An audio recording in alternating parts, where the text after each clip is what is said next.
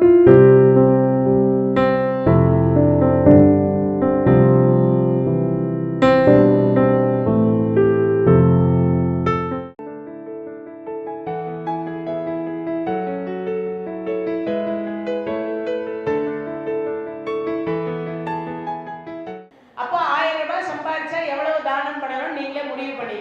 நாளைக்கு நீங்க 1000 ரூபாய் சம்பாதிக்கிறீங்க அப்படின்னா, வருமானம் வருகிறது அப்படின்னா எவ்வளவு தானம் பண்ணணும்?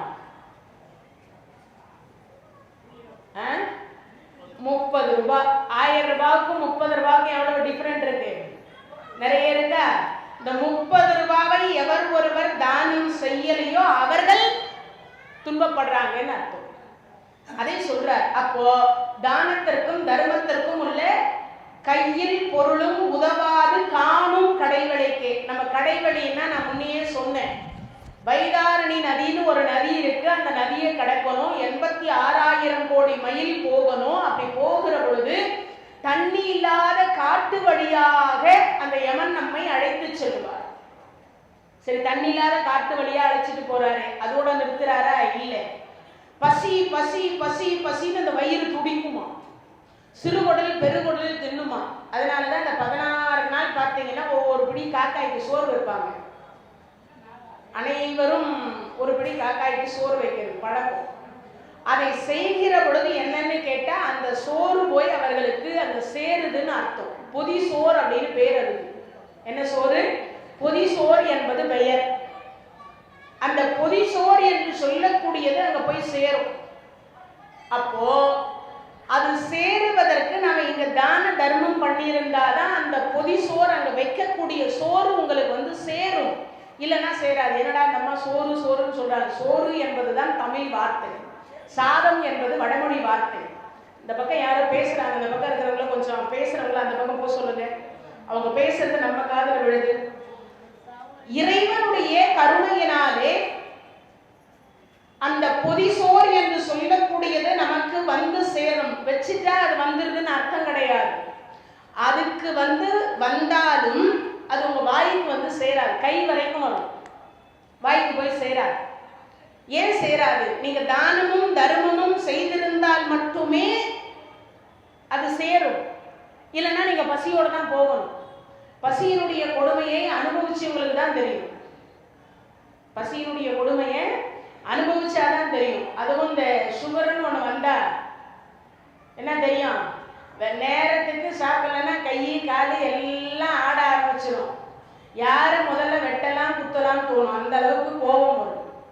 என்ன பண்றது? அந்த வயிற்றுக்குள்ள போகலன்னா அந்த அளவுக்கு கொஞ்சம் டைம் மீறி போச்சுன்னா உண்ணாம இல்லை. அதைத்தான் நீங்க சொல்றாரு. அப்பனா என்ன அர்த்தம்? காணும் கடைவழிக்கு வரக்கூடியதை இந்த என்ன சொர்க்கத்துக்கு போய் நீங்க தான தர்மம் பண்ண முடியாது. தெரிஞ்சு வச்சுக்கணும் எல்லாரும். கைலாயத்திற்கு போய் தான தர்மம் பண்ண முடியாது. பூமியில் மட்டும்தான் தான தர்மம் செய்ய முடியும். இங்க பண்ணாதான் அங்க வரும், அங்க பண்ணா இங்க வராது. அங்க நீங்க என்ன பண்ணாலும் வராது. அப்ப இங்க பண்ணணும். நமக்கு மட்டுமே சொத்து சேர்த்து வைக்கணும்னு ஆசைப்படக்கூடாது. கொஞ்சம் தானமும் பண்ணணும், கொஞ்சம் தர்மமும் பண்ணணும். தானத்திற்கும் தர்மத்திற்கும் வித்தியாசம் தெரிந்து கொள்ளுங்கள். அருணகிரி பெருமான் சொல்றார், தானம் என்று சொல்லக்கூடியது நம்மை விட மேலாக இருக்கக்கூடியவர்களுக்கு கொடுப்பதற்கு பெயர் தானம். நம்ம விட மேலா இருக்கிறது யாரு? படித்தவர்கள்,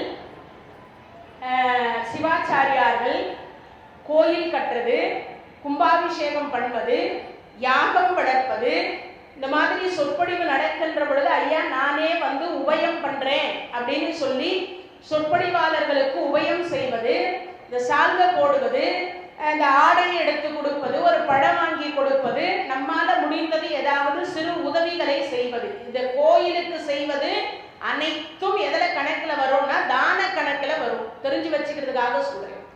இது அனைத்தும் தான கணக்கு. தர்ம கணக்கு என்பது என்ன தெரியுமா? நம்மை விட கீழாக இருக்கக்கூடியவர்கள், இந்த கண்ணு தெரியாத, காது கேட்காத, ஊனமானவர்களுக்கு. அதே மாதிரி இன்னொரு விஷயம் என்னன்னு கேட்டா, வயசாயிட்டு அவங்களால சம்பாரிச்சு சாப்பிட முடியாத ஸ்டேஜில் இருந்து பிள்ளைகள் கைவிட்டவர்களுக்கு, முதியோர் இல்லம், அநாத ஆசிரமங்கள், இந்த மாதிரி இடத்திற்கெல்லாம் கொடுப்பதற்கு என்ன பேரு? தர்மம்னு பேர். அதனாலதான் நம்ம வீட்டுக்கு யார் பிச்சை எடுப்பதற்கு வந்தாலும் தர்மம் பண்ணுங்கன்னு கேட்பாங்களே தவிர தானம் பண்ணுங்கன்னு கேட்க மாட்டாங்க. புரிஞ்சிருக்கும்னு நினைக்கிறேன். ஆனா ஒருத்தர் தானம் செய்திருவது சிறப்பா தர்மம் செய்வது சிறப்பான்னு 2 கேள்வி வருது. இந்த 2 கேள்விக்கும் ஒரே ஆன்சர் என்னன்னு கேட்டா தானமும் செய்யணும் தர்மமும் செய்யணும். 2ம் பண்ணாதான் புண்ணியம் சமம். ஒண்ணு கோயிலுக்கு செய்துட்டு கோயில் வாசல்ல உட்கார்ந்துருக்கிறவருக்கு ஒன்றும் போடலைன்னா இங்க செய்யறது அங்க வராது. எங்க வராது? அங்கேயும் போவார். அங்க செய்துட்டு இங்க செய்யாம விட்டாலும் என்னது வராது? இங்கேக்கு வராதுன்னு அர்த்தம். அப்போ கண்டிப்பாக 2ம் செய்யணும்னு அர்த்தம். அதுதான் உங்களுக்கு 1 ரூபாயா பிரிச்சுக்க சொன்னேன். உங்க சேமிப்புக்கு 1 ரூபாய், கோயிலுக்கு 1 ரூபாய், தர்மத்திற்கு 1 ரூபாய். இதை செலவு செய்தீங்கன்னா கடைசி காலத்தில் மட்டுமல்ல யமன் வந்து உங்களை இழுத்து செல்லுகிற பொழுது துன்பம் இருக்காது. அதைத்தான் அந்த பாடல்ல சொன்னார். இப்ப அடுத்த பாடல் அப்படின்னு சொல்லக்கூடியதை நமக்கு பார்த்தீங்கன்னா இந்த ஜென்மத்தில் 20வது பாடல். கோழி கொடியின் அடிபணியாமல் குவலயத்தே வாட கருதும் மதி இலிகால் உங்கள் வல்வினை நோய் ஊழின் பெருவழி உண்ண ஒட்டாது உங்கள் அத்தம் எல்லாம் ஆழ புதைத்து வைத்தால் வருமோ நும் அடி பிறகே. அருமையான பாட்டு. என்ன தெரியுமா? கோழி கொடியோ யாரு? முருகப்பெருமான். அவருக்கு வாகனம் எது? மயில். கொடி எது? கோழி கொடி. சேவல் கொடின்னு சொல்லுவார். அது கோழின்னு சொல்லுவார். இப்போ ஒவ்வொருத்தருக்கும் ஒவ்வொரு கொடி இருக்கு. இந்த கொடியை வச்சே கண்டுபிடிச்சிடலாம் யார் வராங்கன்னு. அப்போ அந்த சேவல் கொடி உடையவனை அடி பணியாமல் முருகப்பெருமான போய் வணங்கணும். எங்கெல்லாம் முருகர் இருக்காரோ அங்கெல்லாம் வணங்கலாம். இப்ப எல்லாம் என்ன நினைக்கிறாங்கன்னா பிரபலமான கோயில மட்டும்தான் முருகர் இருக்காருன்னு நினைக்கிறாங்க. பக்கத்திலேயே சுப்பிரமணிய சுவாமி இருக்கார், பக்கத்திலேயே இருக்கிறார். அவரை போய் நீங்க என்ன கேட்டாலும் கொடுப்பார். வடபழனியில கேட்டாலும் கொடுப்பார், திருப்போரூர்ல கேட்டாலும் கொடுப்பார், அறுபடை வீட்டுல கேட்டாலும் கொடுப்பார், பெசன் நகர்ல இருக்கிற அறுபடை வீட்டுல கேட்டாலும் கொடுப்பார். எல்லா முருகனும் கொடுப்பதற்கே. இங்க இருக்கவர் தான் அங்க இருக்கிறார், அங்க இருக்கிறவர் தான் இங்க இருக்கிறார். ஒன்னே ஒண்ணு, நம்ம மனம்தான் காரணம். என்ன காரணம்? சைதாப்பேட்டையில பாலசுப்ரமணியம் சுவாமி இருக்காரா? அவர்தான் திருச்செந்தூர் முருகப்பெருமான், அவர்தான் பழனி ஆண்டவர், அவர்தான் திருப்பரங்குன்றம், அவர்தான் பழமுதிர் சோலை. தெரிஞ்சு வச்சுக்கோங்க. இப்போ வயது இருக்கு போலாம், வசதி இருக்கு போகலாம். போக முடியாதவங்க என்ன பண்றது? இங்க இருக்கக்கூடிய அந்த சுப்பிரமணிய சுவாமியையே வணங்கலாம். நீங்க தான் சுவாமி திருச்செந்தூர் முருகப்பெருமான். அததான் சொல்றார். என்ன சொல்றார்? கோழி கொடியன் அடி பணியாமல். உண்மையாவே ஒரு முருக அடியாராக இருப்பதற்கு ஒரு ஜென்மத்தில் புண்ணியம் செய்திருந்தால் வராது. 7 ஜென்மத்தில் புண்ணியம் செய்தால் மட்டும்தான் முருக அடியாராக இருக்க முடியும். ஒரு அடியாரா இருக்கணும்னா சாதாரண விஷயம் கிடையாது. 7 ஜென்மத்துல புண்ணியம் பண்ணி இருக்கணுமா. இன்னொன்னு, சிவன் கோயிலுக்கோ முருகன் கோயிலுக்கோ போகணும்னா புண்ணியம் பண்ணாதான் போக முடியும். புண்ணியம் பண்ணாதான் அவன் அருளாலே அவன் தால் வணங்க முடியும், இல்லைன்னா வணங்க முடியாது. அப்போ நீங்க எல்லாம் என்ன பண்ணிருக்கீங்க? ஏதோ ஒரு புண்ணியம் செய்திருக்கிறீங்க. ஏன்னு கேட்டா அந்த புண்ணியம் இல்லைன்னா அவனை வணங்க முடியாது. இந்த சைதாப்பேட்டையில லட்சம் பேர் இருக்கா. ஆனா எல்லாரும் சுவாமி கும்பிடுறாங்கன்னா இல்லை, எல்லாரும் வராங்களான்னா இல்லை. அப்போ ஏதோ ஒரு முன் ஜென்மத்தில் செய்த புண்ணிய பலனை இங்க வர வச்சிருக்கு. இந்த நிகழ்ச்சியை கேட்க வைக்குது, இந்த இறைவனை வணங்க வைக்குது. அப்ப சொல்றார், கோழி கொடியன் அடிபணியாமல் குவலயத்தை. குவலயத்தைனா இந்த உலகத்துல பிறந்தது வேஸ்ட்ன்ற. ஒரு இறை அடியாராக இல்லைன்னா அவங்க பிறந்தும் இறந்தும் பிறந்தும் இறந்தும் மாறி மாறி பிறப்பதே தொழிலாக வைத்திருப்பார்கள்.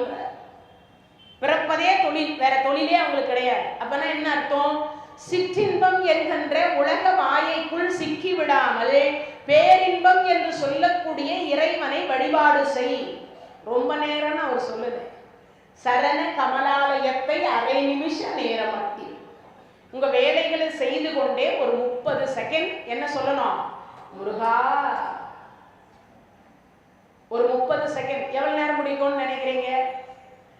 ஒரு 30 செகண்டுக்குள்ளர இருக்க இடம், உண்ண உணவு, உடுக்க உடை கொடுத்த இறைவா உனக்கு நன்றி.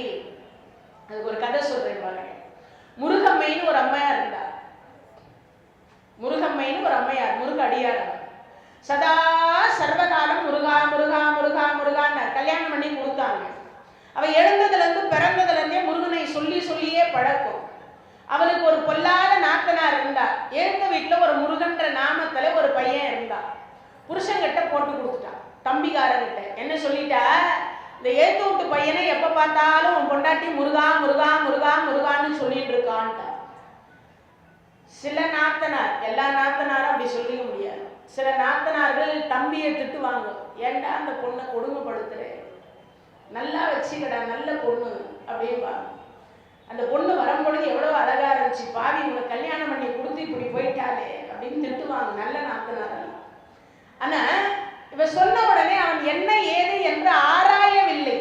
நேரா போனா கையில கத்தியை எடுத்தான், கையை வெட்டிட்டான். சொல்லுவியா முருகான்னு? அவ வெட்டும் போதும் முருகான் தான் சொன்னான். பேரே முருகம்மைன்னு வேறு. வெட்டும் போதே என்ன சொன்ன? முருகான் தான் சொன்னான். ஏண்டி இப்பவுமா அவனையே சொல்றேன்னு அருவால ஓங்கினார். அந்த வெட்டிய கை மீண்டும் ஒன்று சேர்ந்து முருகப்பெருமானே மயில் மேல வந்து கூட்டிட்டு போயிட்டார். அவளுக்கு வேற ஒன்றும் தெரியாது. திருப்புகழ் படிக்கல, தேவாரம் படிக்கல, கந்தர் அலங்காரம் படிக்கல, கந்தர் அனுபூதி படிக்கல, ஒன்றும் படிக்கல. என்ன சொன்ன? முருகா முருகா முருகா முருகா முருகா. அதை தவிர வேற ஒரு நாமமும் சொல்லலை. அதைதான் நீங்க சொல்றார், கோழி கொடியன் அடி பணியாமல் தயவு செய்து சுவாமி கும்பிடுங்க. அதே மாதிரி நிறைய பேர்கிட்ட இப்ப என்னன்னாக்கா, இந்த யூடியூப் மூலியமாக சில ஜோதிடர்கள் சொல்றாங்கன்றதுக்காக ஒரே தளத்துல போய் குவியறீங்க எல்லாம். அப்படியெல்லாம் இல்லை. இந்த காரணீஸ்வரர் கோயில் இருக்கக்கூடிய முருகப்பெருமானுக்கும் திருவருள் உண்டு. பக்கத்துல இருக்கிற சுப்பிரமணிய சுவாமிக்கும் திருவருள் உண்டு. வடபழனி முருகப்பெருமான் கோயிலுக்கும் திருவருள் உண்டு. திருச்செந்தூர்ல இருக்கிற முருகப்பெருமானுக்கும் திருவருள் உண்டு. இல்லைன்னு எல்லாம் சொல்லிக்கவே முடியாது. எந்த சுவாமிக்கும் திருவருள் இல்லைன்னு சொல்ல முடியாது. இன்னொரு விஷயம், நீங்க எங்க போய் அதிகமா வணங்குறீங்களோ அந்த இறைவன் உங்களுக்கு சாந்தத்தை தருகிறார். நீங்க தொடர்ந்து இங்க இருக்கக்கூடிய சுவாமியையே வணங்கி பாருங்க, அந்த இறைவன் உங்களுக்கு என்ன தரணுமோ அதை கண்டிப்பா தருவார். அதனால அவர் தான் தருவாரா, இவர் தரமாட்டாரானா இல்லை. அதுக்கு ஒரு சொல்வார் வாரியார் சுவாமிகள், மூர்த்தி சிறியது கீர்த்தி பெரியதும்பார். மூர்த்தி என்னமோ சிறிய மூர்த்தி தான், கீர்த்தி என்று சொல்லக்கூடியது பெரியது. ஆனா உன் உள்ளம் என்பது பெருசா இருக்கணும். அங்ககிற இறைவன் தான் கொடுப்பார், அங்ககிற இறைவன் தான் கொடுப்பார்னு உன் உள்ளம் நினைத்து விட்டால் இங்க இருக்கிற இறைவன் இல்லைன்ற மாதிரி ஆயிடும். அப்போ நம்ம ஊர்ல இருக்கக்கூடிய இறைவன் முதல் பிரதான தெய்வம், அப்புறம்தான் மற்ற தெய்வம் எல்லாம், அப்புறம்தான் மற்ற எல்லா தெய்வம். அதனால இங்க இருக்கக்கூடிய இறைவனையே நீங்க எல்லாம் தினமும் ஏதாவது ஒரு முருகன் கோயில்னா முருகன் கோயில் தான் நான் போங்கன்னு சொல்லல.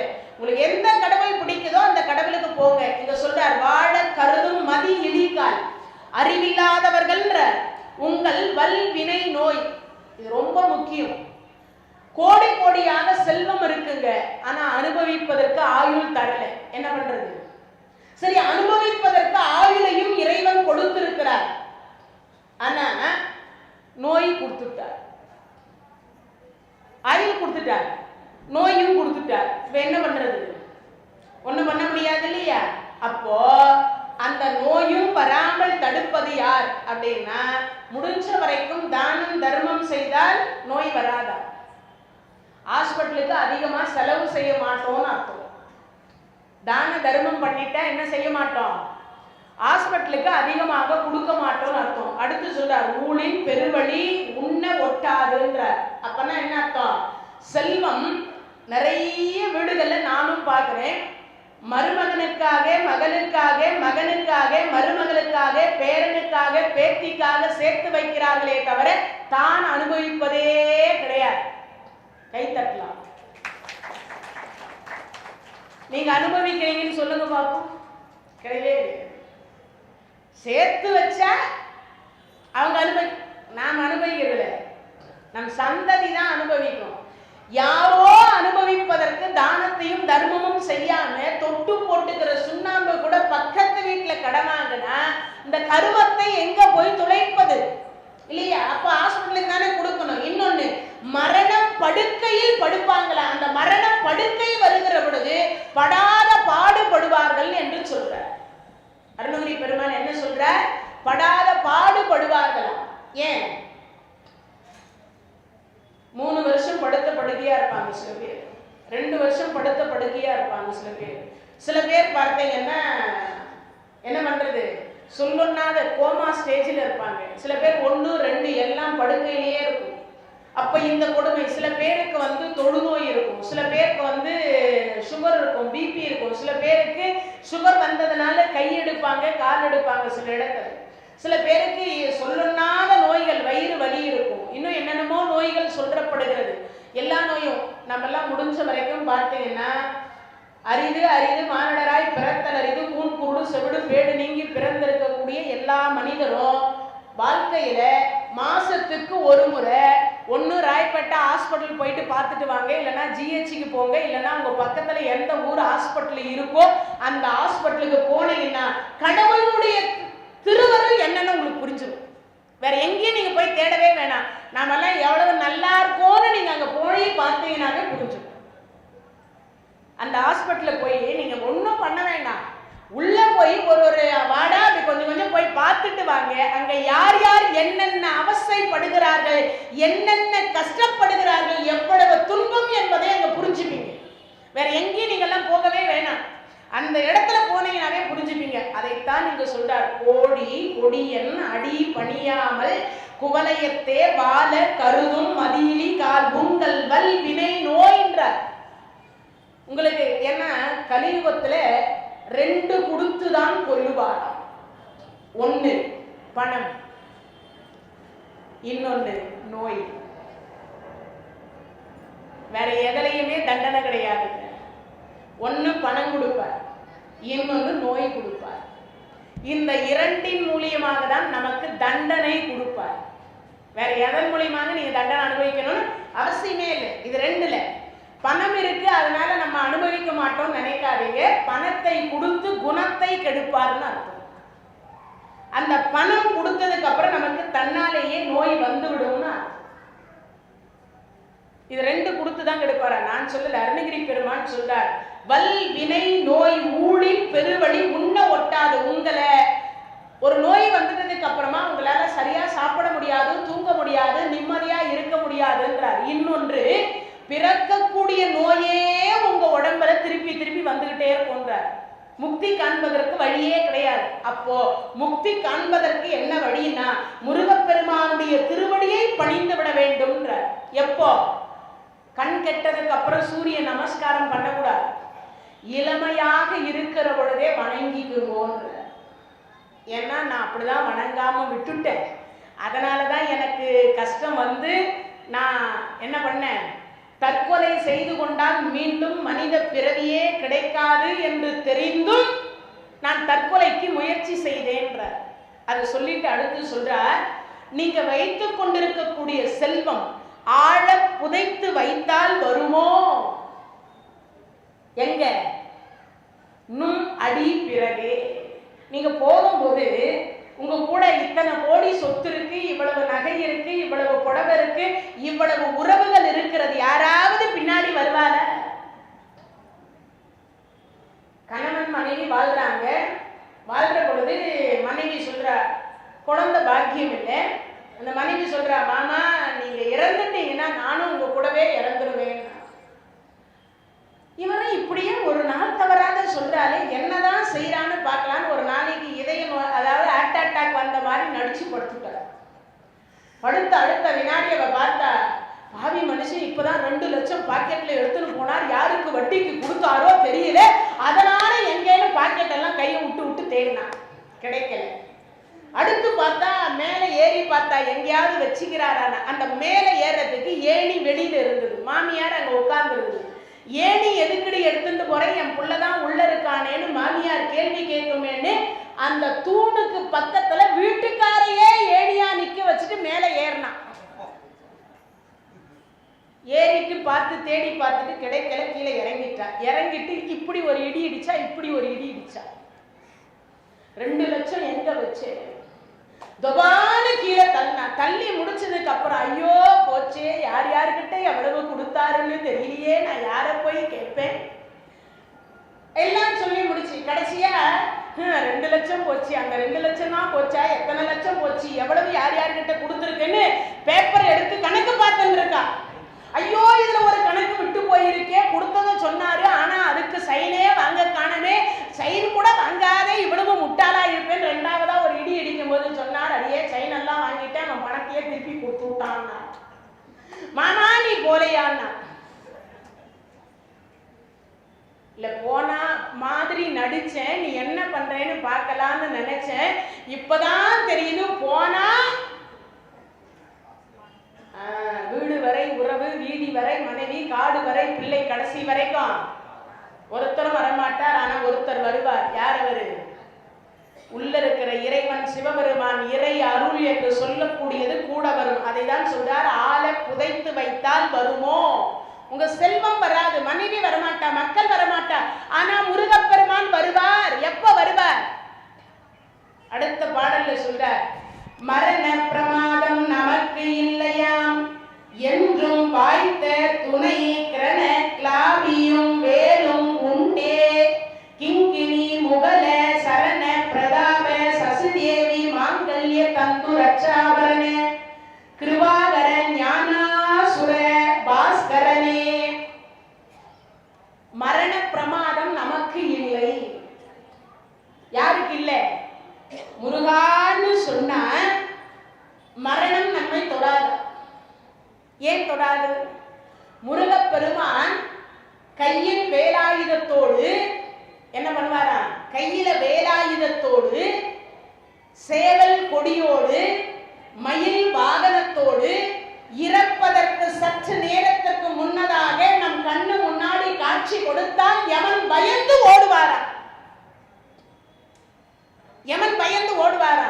ஏன் ஓடுவார்னா, யமன் கையில் இருப்பது சூலாயுதம். அந்த சூலாயுதமானது வேலாயுதத்தை பார்த்தா பயந்து ஓடுமா. அப்ப நாமெல்லாம் எவ்வளவு முருக அடியார்களாக இருக்கணும். அவர் சொல்றார், மரண பிரமாதம் நமக்கு இல்லை. ஆம், இறப்பு என்றும் அபாயம் தேவரீர் அடியார்களுக்கு எங்களுக்கு இல்லைன்ற. முருக அடியார்களுக்கு மரணம் கிடையாது. அது ஒண்ணு சொல்றேன் பாருங்க. அவை பிராட்டியாரை இன்று வரைக்கும் பேசிக் கொண்டிருக்கிறோம். அந்த அம்பாள் தமிழ் புலமை. முருகனையே வணங்கி வணங்கி வணங்கி வணங்கி ஞானத்தை பெற்றவர். தமிழ் என்று சொல்லக்கூடியதை உயிர் மூச்சியாக சுவாசித்த பெருமாட்டி. அப்பேற்பட்ட பெருமாட்டி தமிழை பாடுவதனாலே உனக்கு சுட்ட பலம் வேண்டுமா, சுடாத பலம் வேண்டுமான்னு அந்த அம்மையாரை சோதித்து பழமுதி சோலையில் சோதித்து பார்த்தார். அந்த அம்மா தெரியல, ரொம்ப ஞானி, ரொம்ப ரொம்ப ஞானியாக இருக்கிறார். அந்த ஞானியாக இருக்கக்கூடியவளுக்கு என்ன தோணுதுன்னா, அவ ரொம்ப படிச்சுட்டோன்ற ஒரு கொஞ்சம் இருந்தது. தமிழ் புலமை இல்லையா? தமிழ் படிச்சவங்களுக்கு எப்பவுமே கொஞ்சம் புலமை கொஞ்சம் என்னவாக இருக்கும்? கர்வம் இருக்கும். கொஞ்சம் படிச்சுட்டாவே கர்வம் வந்து. அப்படி கர்வமாக இருக்கக்கூடியவள் அங்க உட்கார்ந்து இருக்கிறா. பக்கத்துல இளந்தம் மரம் இருக்கு. அந்த மரத்துக்கு கீழே உட்கார்ந்து இருக்கா. மாடு மேய்க்கக்கூடிய, எரும மாடு மேய்க்கக்கூடிய ஒரு சிறுவனாக முருகப்பெருமான் வருகிறார். வந்த முருகப்பெருமான் பார்க்கிறார்.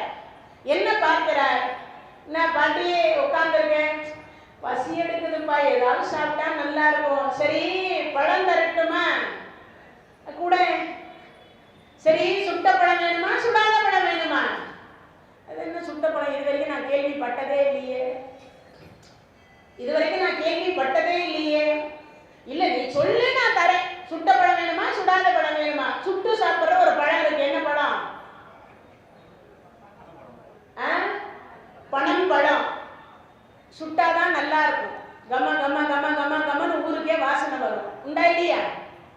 ஊருக்கே வாசனை வரக்கூடிய பனம்பழம். இறைவன் பாருங்க, அப்படியே சாப்பிடறதுக்கு கொடுத்துருக்கலாம்ல. சுட்டு சாப்பிட்டாதான் அதனுடைய சுவை இருக்குன்னு அதையும் சுட வச்சு சாப்பிட வச்சிருக்காரு. பனம்பழம்லாம் சாப்பிட்டுருக்கிறீங்களா? பித்தம் கொஞ்சம் ஜாஸ்தி. பனம்பழம் சாப்பிட்டா தலை சுத்தல் வரும். தெரிஞ்சு வச்சுக்கிறதுக்காக சொல்றேன். அப்போ ஒவ்வொரு பழத்துக்கும் ஒரு சுவை கொடுத்திருக்கிறார். எல்லாம் பழம்தான், வகையில பழ வகை. அப்படி இங்கு சொல்லுகிற பொழுது பார்த்தால், பாட்டி உனக்கு என்ன பழம் வேணும்? நான் எப்பயும் சுடாத பழம் தான் அப்பா சாப்பிட்ருக்கேன், சுட்ட பழம் இது வரைக்கும் நான் சாப்பிட்டதில்லை. எனக்கோ வயசு 80 ஆயிடுச்சு, இன்னும் நான் சுட்ட பழம் சாப்பிடல. அதனால சொல்றேன், எனக்கு சுட்ட பழத்தையே கொடுன்னார். கிளைய பிடிச்சி ஒரு உழுக்குனார். பழம் மொத்தம் மண்ணில் விழுந்துடுது. இப்ப அந்த அம்மா எடுத்தா மண்ணில் விழுந்ததுனால இப்ப அந்த பழத்தை எடுத்து அந்த அம்மா ஊதுறார். அப்போ அங்க இருக்கக்கூடிய அந்த மாடு மேய்க்கக்கூடிய சிறுவனாக இருக்கக்கூடிய முருகப்பெருமான் கேட்கிறார், பாட்டி பழம் சுடுதான்னு. இவ்வளவு படித்து ஞானியாகி இருக்கின்றேன் என்பது இவ்வளவு நாள் வரைக்கும் மண்ணில் பட்ட பழத்தை எடுத்து ஊதுகிற பொழுது அந்த பழம் சுடும் என்பதே எனக்கு தெரியலன்னா நான் என்ன படிச்சு என்ன?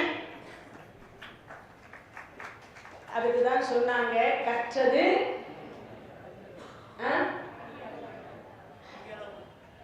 கடுகளவு. அது ஒரு காலம் கையளவுன்னு சொன்னதெல்லாம் இப்பெல்லாம் நிறைய படிப்பே வந்துடுச்சு. உண்மையிலேயே கற்றது கடுகளவு, கல்லாதது உலகளவு. சரஸ்வதியே 4 யுகமாக இன்னும் படித்துக் கொண்டிருக்கிறாளா? சரஸ்வதியே 4 யுகமாக படித்துக் கொண்டிருக்கிறாள் என்றால் நாமெல்லாம் எம்மாத்திரம்? நாமெல்லாம் என்ன படிச்சு ரொம்ப கிழிச்சிட்டோம் நினைச்சுக்க கூடாது. நாமெல்லாம் சும்மா ஏதோ கடுகுல கூட ஒரு கடுகளவுன்னு சொல்லிக்கலாம். கடுகுல ஒரு கால அளவு நொய்யில் பிளவணும்னு சொன்னா அந்த கடுகுல ஒரு நொய்யளவு தான் படிச்சிருக்கோம்னு சொல்லிக்கலாம். அதை தான் நம்ம சொல்ல முடியும். இப்ப அந்த அம்மா சொல்றா, என்ன சொல்றா? கருங்காலி கட்டைக்கு ஞான கோடாரி. அவ சொல்ற நான் நினைச்சேன் கருங்காலி கட்டை, எல்லாம் படித்து முடித்து விட்டோம். எது தமிழ் மொத்தமே படிச்சு முடிச்சிட்டோம். கருங்காலி கட்டைக்கு ஞான கோடாரி, இருங்கதலி தண்டுக்கு ஞானம் பெருங்காணில், காட்டெருமை மேய்க்கின்ற காலைக்கு நான் தோற்றேன். அவளே ஒத்துக்கலாம். எது ஒரு மாடு மேய்க்கிற சிறுவன் கிட்ட இவ்வளோ பெரிய கோடை நான் நினைச்சிட்டு இருந்தேன். எதனால? அவ சொல்ற பாருங்க, கருங்காலி கட்டை அதை கோடாலியால வெட்ட முடியாதுன்னு என் மனம் நினைச்சிட்டு இருந்தது. நான் ரொம்ப படிச்சுட்டேன்னு நினைச்சிட்டு இருந்தேன். கருங்காலி கட்டைன்னு நினைச்சேன். அதை கோடாலியால வெட்ட முடியாதுன்னு நினைச்சேன். சாதாரண எரும மாடு மேய்க்கிற பையன் என்ன தோக்கடிச்சுட்டான்னா நான் என்ன தமிழ் புலமைப்பட்டிருக்கிறேன் சொல்ற. அப்போ முருக அடியாராக இருப்பதற்கு எவ்வளவு கஷ்டம்னு யோசிச்சு பாருங்க. அவ்வை பிராட்டிக்கு அவ்வளவு சோதித்திருக்கிறார். அந்த அம்மா சொல்ற, என்ன சொல்றா? காட்டெருமை மேய்க்கின்ற காலைக்கு நான் தோற்ற தீ அரவு துஞ்ச தேன் கண். அப்பதான் அவளுக்கு புரிஞ்சதான், அடடா நாம படிச்சதெல்லாம் என்ன இல்ல, படிப்பே இல்ல, இன்னும் படிக்க வேண்டியது நிறைய இருக்கு. அதுல என்ன இருக்கக்கூடாது? ஆணவம் கண்மம் மாயை என்கின்ற மும்மலம் இருக்கக்கூடாது. அப்பதான் ஆண்டவன் கிட்ட வருவான். நமக்கு ஆணவம் என்று சொல்லக்கூடியது, கண்மம் என்று சொல்லக்கூடியது, மாயை என்கின்ற மூன்றும் நம்மை மறைத்துக் கொண்டிருக்கிறது. எங்க போய் சேர விடாம, இறைவனிடத்துல போய் சேர விடாம. ஆணவம் என்னது? நான் தான். நான் என்ன நினைக்கிறேன், கந்தர் அலங்காரம் என்ன மாதிரி யாராலையும் பேச முடியாது, என் அகந்தை. என்ன மாதிரி யாராலையும் பேச முடியாத நான் நினைச்சேன்னா என் அகந்தை. அப்படின்னா என்ன? ஆணவம் என்கிட்ட இருக்குன்னு அர்த்தம். எவ்வளவு படிச்சிருந்தாலும் பணிவு இருந்தால் மட்டும்தான் மேல மேல வளர முடியும். பணிவு இல்லைன்னா என்னைக்காவது ஒரு நாள் ஏறி மிதிப்பதற்கு இறைவன் காத்து கொண்டே இருப்பார். ஆணவம் அப்படின்றது இருக்கக்கூடாது. அதுக்கு வாரியார் சுவாமிகள் சிறந்த ஒரு பதில் சொல்லுவார். என்னன்னு கேட்டா, இந்த 3 விரலை உதாரணம் காட்டுவார். இது ஆணவம் பிடிச்சுன்னு அலையுதான். இந்த விரல் வளைஞ்சியா கொடுக்காது, கூட்டத்தோட கூட்டமா எப்பயும் ஆணவம் பிடிச்சுன்னு அலையுது. பக்கத்து வீட்டுக்காரம்மா கிட்ட பையன் எங்க ஆணவம் பிடிச்சுன்னு அலையறான், கொஞ்சம் படிச்சுட்டானா, நான் கொஞ்சம் படிக்கலையா, அம்மா உனக்கு ஒன்றும் தெரியாது சும்மா இரு, எப்ப பார்த்தாலும் நைய நைய நையன்னு இருக்காத, வெளியில போகும்போதே தொணன்னு பேசி அனுப்பாத. ஆணவம் முடிச்சுன்னு அலையறான். ஒரு 10 நாள் கழிச்சு திருப்பி வந்தார். எங்க பையன்? அவன் கர்மத்தை அவன் தானே தொலை அந்த இந்த ரெண்டாவது விரலை காட்டி சொல்ற, அவன் கர்மத்தை அவன் தானே தொலைக்கணும். என்னமோ தேர்தலா ஓடு ஓடுன்னு ஓடினான், எந்த ஹோட்டல்ல தின்னானோ, நான் சமைச்சது நல்லா இல்லைன்னா எங்கேயோ சாப்பிட்டுட்டு வந்துட்டு போயிட்டே இருக்குதான். அவன் கர்மத்தை அவன் தானே சாப்பிட்டான். இப்ப ஜீரணம் என்ன பக்கத்து வீட்டுக்காரே இல்ல அவங்க அம்மாவை பண்ண முடியாதுல்ல, சாப்பிட்டவன் தானே ஜீரணம் பண்ணியே ஆகணும். சரியா ஜீரணிக்காதனால என்ன ஆயிடுச்சு, அவன் கர்மாவை அவன் தான் தீக்கணும். ரெண்டாவது வந்துருச்ச, ரெண்டாவது மலம் வந்துட்டு. இப்ப மூணாவது மலம் ஒரு 6 மாசம் கழிச்சு கல்யாணம் பண்ணிட்டாங்க அந்த பையனுக்கு. எங்க பையன் மாயையில மூழ்கின்னு இருக்கான். இந்த 4 விரலும் கல்யாணம் பண்ணா சும்மா இருக்கும். இந்த 5வது விரல் இருக்கு பாருங்க, இந்த சுண்டு விரல், இந்த விரல் தான் போய் அவளை இப்படி பிடிச்சிடும். இதை பிடிச்சிட்டு தான் அந்த மனவழியை சுத்தி வருவாங்க. இது மாயை. அது இல்லையா, மாயையில மூழ்கிறான். மருமகளோட மகன் பேசின்னு இருக்கிறத அந்த பாட்டி சொல்லுது. என்னன்னு, மாயையில மூழ்கி கொண்டிருக்கிறான். இப்ப மும்மலம் வந்துருச்ச, ஆனவன் பிடிச்சுன்னு அலையறன், அவன் கர்மாவை அவன் தான் தொலைக்கணும். மாயையில மூழ்கி கொண்டிருக்கிறான். ஆணவம், கண்மம், மாயை, இந்த 3 மலங்களை எவர் ஒருவர் விடுகிறாரோ அவர் ஆண்டவனை தொட்டு விடலாம். இப்ப இவர் சொல்ற, மரண பிரமாதம் நமக்கு இல்லையா, வாய்த்த துணை கிரண கலாபியும் வேணும் உண்டே. நம்ம முருக அடியாரா இருந்தா நமக்கு மரணம் வருகிற பொழுது பயம் இருக்காது. தெரிஞ்சு வச்சுக்கோங்க எல்லாம். முருகா முருகா முருகா முருகா முருகா முருகா முருகா முருகா முருகா முருகா முருகா, உண்ணும் பொழுது முருகா, பேசும் பொழுது முருகா, பேணும் பொழுது முருகா, எங்க போனாலும் முருகான்னு சொல்லு. ஆனா நாம சொல்றோமா, ஐயையோ வயிற்று வலிக்குதே, ஐயையோ கொட்டிக்கிச்சே, ஐயையோ எதுக்கெடுத்தாலும் எம கொண்டாட்டிய கூப்பிட்டா என்ன பண்றது? ஈஸ்வரனா வருவார், முருகரா வருவார், வரமாட்டாருல்ல. அப்ப என்ன சொல்லணும், ஆபத்தோ விபத்தோ, என்ன இன்பமா இருந்தாலும் இறை நாமத்தை சொல்லுங்க, துன்பமா இருந்தாலும் இறை நாமத்தை சொல்லுங்க. உண்ணுவதற்கு முன்னதாக இறைவனுக்கு சமர்ப்பணம் பண்ணிவிட்டு உண்ணுங்க. இறைவா இது கொடுத்ததற்கு உனக்கு நன்றி. ஒவ்வொரு வேலையும் உண்ணுகிற பொழுது சொல்லுங்க, இறைவா இது நீ கொடுத்ததற்கு நன்றி சொல்லுங்க. ஏன்னா அந்த உணவு இல்லாமல் எவ்வளவோ பேர் துன்பப்படுகிறார்கள். உணவு கிடைச்சும் கூட சில பேரால சாப்பிட முடியல. சுகர் இருந்த காத்தால நம்ம வீட்டு வேலைக்காரன் 2 இட்லியா சாப்பிட்டுட்டு இருப்பான். புதினா சட்னி, தேங்காய் சட்னி, மாங்காய் சட்னி, அப்புறம் சாம்பார், அப்புறம் கூட்டு, அப்புறம் எதையே எழுத்தாப்புல ஓனர் உட்காந்துட்டு கேப்ப கஞ்சி குடிப்பார். உண்டா இல்லையா? அப்ப என்ன பண்றது? அவர் கோட்டீஸ்வரன் பேர் என்ன சொல்லிக்கலாம், ஆனா வயிற்றுக்கு கோட்டீஸ்வரன் கிடையாது. பிச்சைக்காரனை விட கேவலமா ஏழையா இருக்கணும். உண்டாகி அப்போ இங்க சொல்லுகிற பொழுது சொல்றார், முருக அடியாராக இருந்தால் என்ன இல்லை, மரணம் நமக்கு வராதுன்றார். வந்தாலும் நமக்கு என்ன பயம் இருக்காது, யமனை கண்டு பயப்படணும்னு அவசியம் இல்லைன்ற. யமனை கண்டு பயப்படணும்னு அதனால சொல்றார், வேலும் உண்டேன்ற. வேலாயுதம் உண்டு. இன்னொன்னு, மரண படுக்கையின் பொழுது சில பேருக்கு யமம் வர மாதிரி இருக்கும், எருமங்கடா வர மாதிரி இருக்கும், சிங்கம் வர மாதிரி இருக்கும், புலி வர மாதிரி இருக்கும், கரடி வர மாதிரி இருக்கும், என்னென்னமோ கெட்ட கெட்ட கனவுகளாக வரும். முன்னாடி யாரோ நிக்கிறா, என்னை கூப்பிடுறா, என்னை இழுக்கிறா, இந்த மாதிரி எல்லாம் தோணுமா மரணம் நெருங்குகிற பொழுது. ஆனா முருக அடியாராக இருந்தால் வேல் தோன்றும், மயில் தோன்றும், சேவல் தோன்றும், முருகப்பெருமான் தோன்றுவார், வள்ளி எம் பிராட்டியோடு தோன்றுவார். வள்ளி எம் பிராட்டியோரோடு தோன்றுவார். அதனாலதான் இங்க சொல்றார். அதை விட இன்னொன்னு சொல்றார், 33 தேவர்கள் சிவ நிந்தனையை காதால் கேட்டாங்க. அப்படி கேட்டு அவர்கள் பாவம் செய்தவராக இருந்தும் கூட சிவபெருமான் கருணை புரிஞ்சிட்டார். கருணை புரிந்து விட்டதற்கு பிறகு அவருடைய பிள்ளையாக இருக்கக்கூடியவர் என்ன பண்றாரா, கிங்கிணி, முகல, சரண, பிரதாப, சசிதேவி மாங்கல்ய தந்து ரட்சாபரண என்றார். இந்திராணிக்கு மாங்கல்யம் யாரா கொடுத்ததுன்னா முருகப்பெருமான் கொடுத்தார். இல்லைன்னா 33 தேவர்களுக்கு தலைவன் இறந்து போயிருப்பான். எங்க சூரபதமன் கையினான். அப்ப யாரு திருமாங்கல்யம் கொடுத்தது? இந்திராணிக்கு முருகப்பெருமான் கொடுத்தார். அதனால மாங்கல்ய தந்து ரட்சாபரண கிருபாகர சுவாமி நீங்க கிருபை பண்ணுங்க சுவாமி. கிருபைன்னு என்ன அர்த்தம்? அனுகிரகம்னு அர்த்தம். கிருபை பண்ணுங்க சுவாமி. அதுக்கு அடுத்து சொல்றாங்க ஞானாகர. அப்பனா என்ன அர்த்தம்? அறிவை தா. ஏன் நமக்கு துன்பம் வந்த உடனே மரணத்துக்கு போறோம்னு தோணுதா இல்லையா? எல்லாருக்கும் நமக்கு எல்லாம் என்ன தோணுது? மரணத்துக்கு போகணும்னு தோணுது. என்னடா வாழ்க்கைன்னு சில நேரத்துல துணிச்சிரும் இல்லையா? அந்த மாதிரி இல்லாம என்ன தோணுதா? ஞானத்தை கொடுத்தா, அறிவு இருந்தா நம்மளால தற்கொலைக்கு போக மாட்டோம். என்ன இருக்கணும்? அறிவு இருந்தா தற்கொலைக்கு போக மாட்டோம். அடுத்து ஞானாசுர பாஸ்கரனே. அப்படின்னா என்ன அர்த்தம்?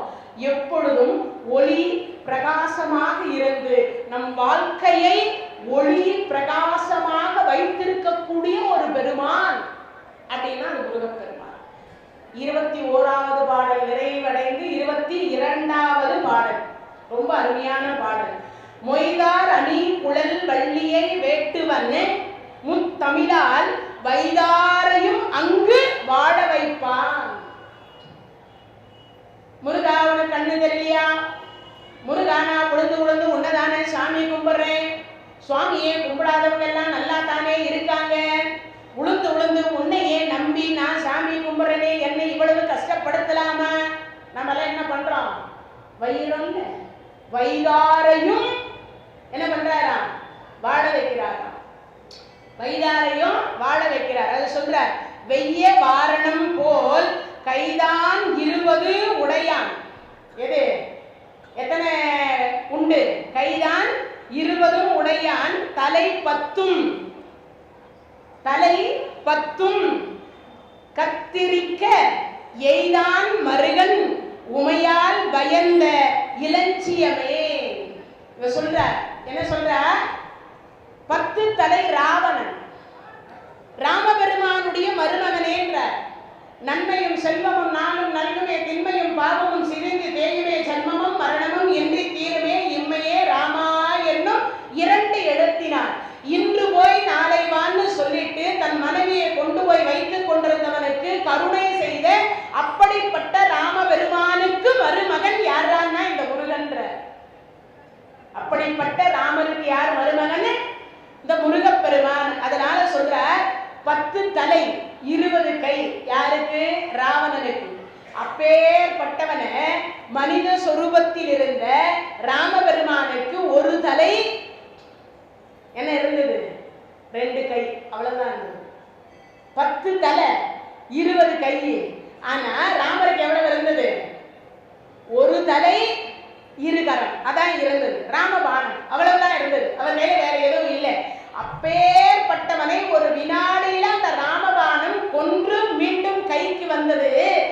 அப்போ அந்த ராமபெருமானுடைய மருமகனாக இருக்கக்கூடிய உங்களுக்கு எவ்வளவு கருணை இருக்க வேண்டும் அப்படின்னு சொல்றார். அதுக்கு அடுத்து சொல்ற மொய்தாரணி குழல் வள்ளியை வேட்டுவன் முத்தமிழால் வைதாரையும் வாழ வைக்கும். எவ்வளவு தின்னாலும் முத்தமிழ் பாடினா முருகப்பெருமான் இறங்கிப்பார். இயல் இசை நாடகம். இன்னைக்கும் வள்ளி திருமணம் நாடகம் நடத்துவாங்க. இன்னைக்கும் கந்த புராணம் நாடகம் நடத்துவாங்க. இன்னைக்கும் முருகப்பெருமானை நிறைய திருப்புகள் இருக்கு, பாடுவாங்க.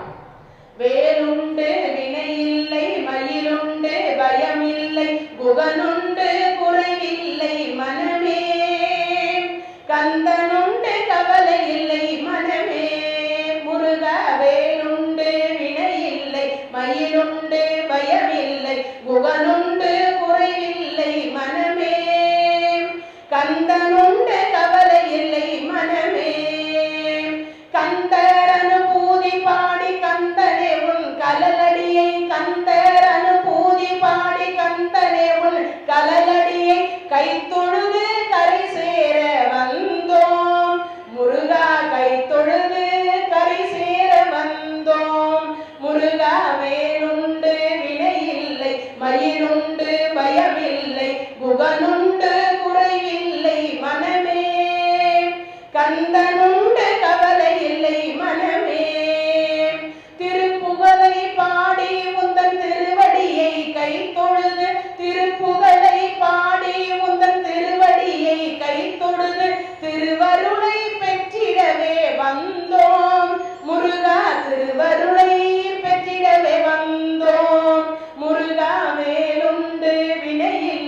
மயிலுண்டு பயமில்லை குகனுண்டு குறைவில்லை மனமே கந்தனுண்டு கவலை இல்லை மனமே கந்தனுண்டு கவலை இல்லை மனமே மனமே மனமே பாடணுமா முருகனை முத்தமிழால் வைதாரையும் வாழ வைப்பார். அப்படின்னா என்ன பண்ணா ஒண்ணு இயல் அப்படின்னா என்ன அர்த்தம் முருகா முருகா முருகா முருகா முருகா முருகா முருகா முருகா சொல்லுவது இயல் இலக்கியத்துல பேசுறது இயல் இசை இப்ப கொஞ்ச நேரத்துக்கு முன்னாடி பாடலே அது நாடகம் நடிச்சு காட்டுவது அதை சொல்ற வைதாரையும் வாழ வைப்பார். முருகா வைதார்னா என்னது திட்டவங்க திட்டினாலும் வாழ வைக்கிற கடவுள் யாரு முருகன். அப்போ முத்தமிழா நாம எல்லாம் என்ன பண்ணணும் பாடணும். வண்டுகள் மொய்க்கும் பூஞ்சோலை சூடி உள்ள கூந்தலை வள்ளியம் விராட்டி மனம் செய்து கொண்டு வரும் இயல் இசை நாடகம் என்று 3 வகையால் செந்தமிழால் வசை சொல்லியவரையும் பொய்யாமொழி புலவர் ஒரு புலவர் இருந்தார். அவர் சிவனம தவிர வேற யாரையும் பாட மாட்டார். பொய்யாமொழி புலவர்னு ஒருத்தர். அவரு சிவபெருமானை தவிர வேற யாரையுமே பாடவே மாட்டார். யாரையுமே பாட மாட்டார். அப்படி பாடவே மாட்டேன்னு சொன்னதுனால முருகப்பெருமான் பார்த்த இவனை எப்படி பாட வைக்கிறது நம்மளை. அவரே போய் நேர்ல கேட்கிறார். முருகப்பெருமானே போய் கேட்கிறார், எங்க அப்பனை மட்டும் பாடுறியே என்னையும் கொஞ்சம் பாடேன் அப்படின்னு கேட்டார். கோழியை பாடிய நாவால் குஞ்சியை பாடுவேனோன்ட்டார். கோழி யாரு சிவபெருமான், குஞ்சி யாரு முருகப்பெருமான். கோழியை பாடிய நாவால் குஞ்சியை பாடுவேனோ பாடமாட்டேன்ட்டார். சிவசிவ என்கிற தீவினையாளர் சிவசிவ என்கிற தீவினை மாலும் சிவசிவ என்கிற தேவரும் ஆவர் சிவ சிவ என்ன சிவகதிதான் உலகெல்லாம் உணர்ந்து ஓதுதற்கரியவன் நிலவுலாவிய நீர்மணி வேடியன் அழகில் ஜோதியன் அம்பலத்தாடுவான் மலர் சிலம்படி வாழ்த்தி வணங்குவோம். சிவபெருமான பாடினார். நிறைய பாட்டெல்லாம் பாடினார். நிறைய எல்லாம் புலவராச்சு. அதனால என்ன பண்ணாங்க அரசர்கள் நிறைய பொற்காசு கொடுத்தாங்க. நான் முருகப்பெருமான் பார்த்தார். என்னையா பாட மாட்டேன்ற வா உனக்கு வச்சிருக்கேன் நடு ராத்திரி ஒரு நிறைய தங்க காசு பொன் முடிச்சுகளெல்லாம் தூக்கிட்டு பரிசு வாங்கிட்டு ஒரு வீட்டுக்கு போனான்னு போயிட்டு இருக்கார்.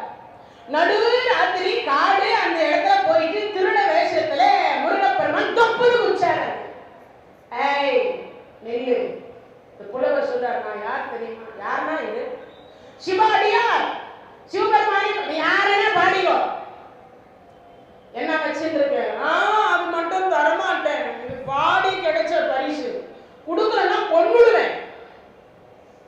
யார் சொல்றது? வேடவ அதாவது திருட வேஷத்துல வந்திருக்கேன் முருகப்பெருமான் சொல்ற. சொன்ன அடுத்த வினாடி பார்த்தார்.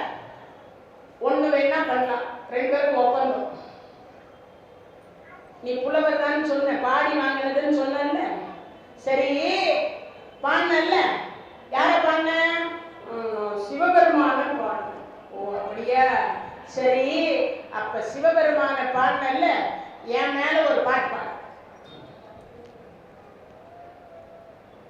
இவர் திருட வேஷத்துல இருக்காரு. உன் பேர் என்ன சொல்லு. யார் கேட்கறது? பொய்யாமொழி புலவர் கேட்கிறார். உன் பேர் என்ன சொல்லுங்க. என் பேரு முட்டை. என்னது? என் பேர் என்ன? முட்டை.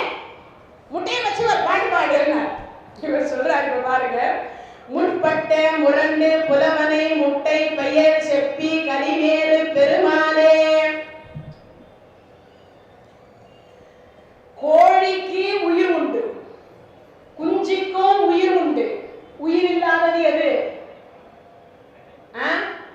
முட்டை. முட்டைக்கு உயிர் உண்டா? இல்ல. அதை வச்சு எடுத்து நகர்ந்தால்தான் உயிர் உண்டு. நகராததற்கு உயிர் இல்லைன்னு அர்த்தம். இப்போ உயிர் இல்லை. ஏப்பா கோழிய பாடிய நாவினால் குஞ்சிய பாட மாட்டேன்னு சொன்னையே, இப்போ உயிர் பயம் வந்ததுமே என்ன பாடின? உயிர் இல்லாத முட்டைய பாடுற. எதுக்கு பயந்து?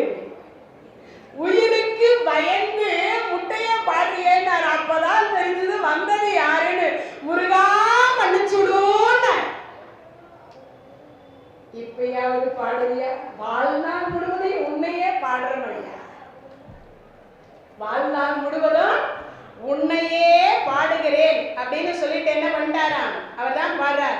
பொய்யாமொழி புலவர் மதுரை சங்கம் புறக்க எழுநாள் மறுவாய் புறவுரை வலைதென்று பெயர் முட்டை பாடே என பொன் போலும் என்று பாடா வெய்யான பாலை தோலாது நும் பெயர் விளம்பும் என விளம்ப அவர் மேல் விழித்து துளி என்றெடுத்து பாடி அவர் நாவில் வேல் கொடு பறித்த சதுரா.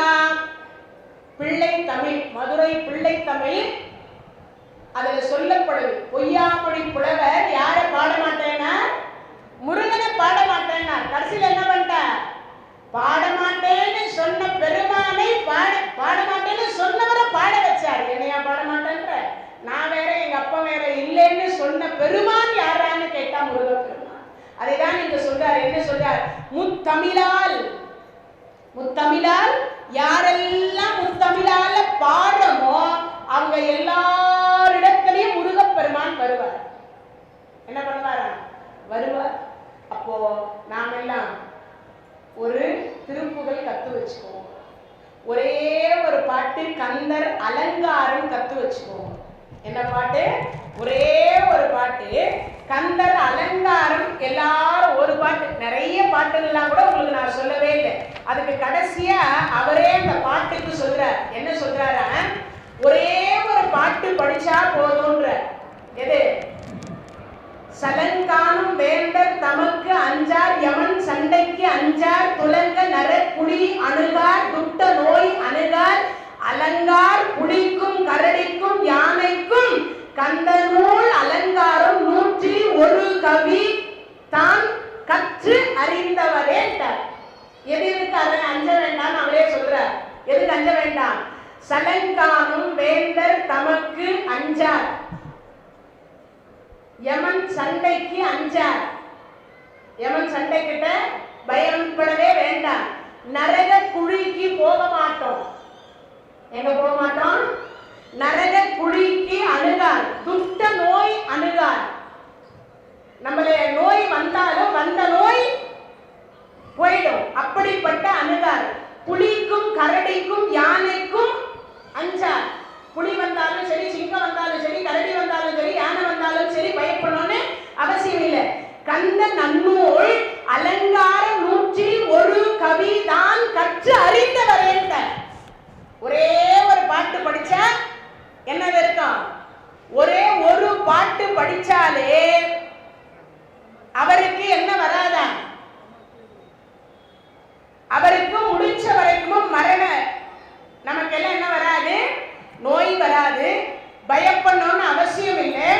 அதே மாதிரி நமக்கு கஷ்டம் என்பதற்கு நரகத்துக்கு போக மாட்டோம். இம்பார்ட் மற்றதெல்லாம் ஒரு யமன்கிட்ட சண்டை பண்ணலாம் ஒரே பாட்டுக்கு. அப்போ ஒரு பாட்டாவது நம்ம பாடணுமா இல்லையா? கந்தர் அலங்காரத்துல ஒரே ஒரு பாட்டாவது படிச்சு தெரிஞ்சு வச்சுங்க. அந்த ஒரே பாட்டை முருகப்பெருமான் முன்னாடி போய் நின்ற உடனே நம்ம எல்லாம் என்ன பாடணும்? கந்தர் அனுபூதியில சொல்வார். ஆடும் பரிவேல் அணி சேவல் என பாடும் பணியே பணியாய் அருள்வாய் தேடும் கயமா முகனை செறிவு யானை சகோதரன் என்பர். ஆடும் பரிவேல் அணி சேவல் என பாடும் பணியே அருள்வாய். பாடுறதுக்கு நமக்கு அருள் செய்யணும்னு யார்கிட்ட கேட்கணும்? முருகன் கிட்ட கேட்கணும். அப்போ இந்த 100 108 பாடல் இருக்குது. ஒரு பாட்டு நம்மால படிக்க முடியாதா? ஒரு பாட்டை நம்மால மெமரி பண்ண முடியாதா? ஒரு பாட்டு முருகன் முன்னாடி பாட முடியாதா? முத்தமிழால் பாடக்கூடியவர்களை அவரே வராராம் கிட்ட. பொய்யாமொழி புலவர் சிவனை தவிர பாட மாட்டேன்னு தான் சொன்னார். கடைசியில முட்டையை வச்சு பாட வச்சாரா இல்லையா?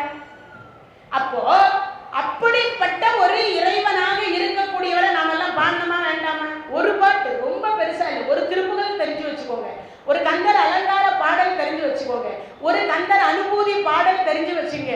ஒண்ணுமே எங்களுக்கு படிக்கலாம் தெரியாதுமா அப்படின்னா முருகான்னு சொல்லவாவது தெரிஞ்சு வச்சுக்கோங்க. ஏன்னா ஒரு அடியாருக்கு 4 குழந்தைங்க. ராகேஷு, ரோகேஷு, முகேஷுன்னு பேர் வச்சார். 3 பிள்ளைங்களுக்கு. நல்லா கேட்கணும் கதையை.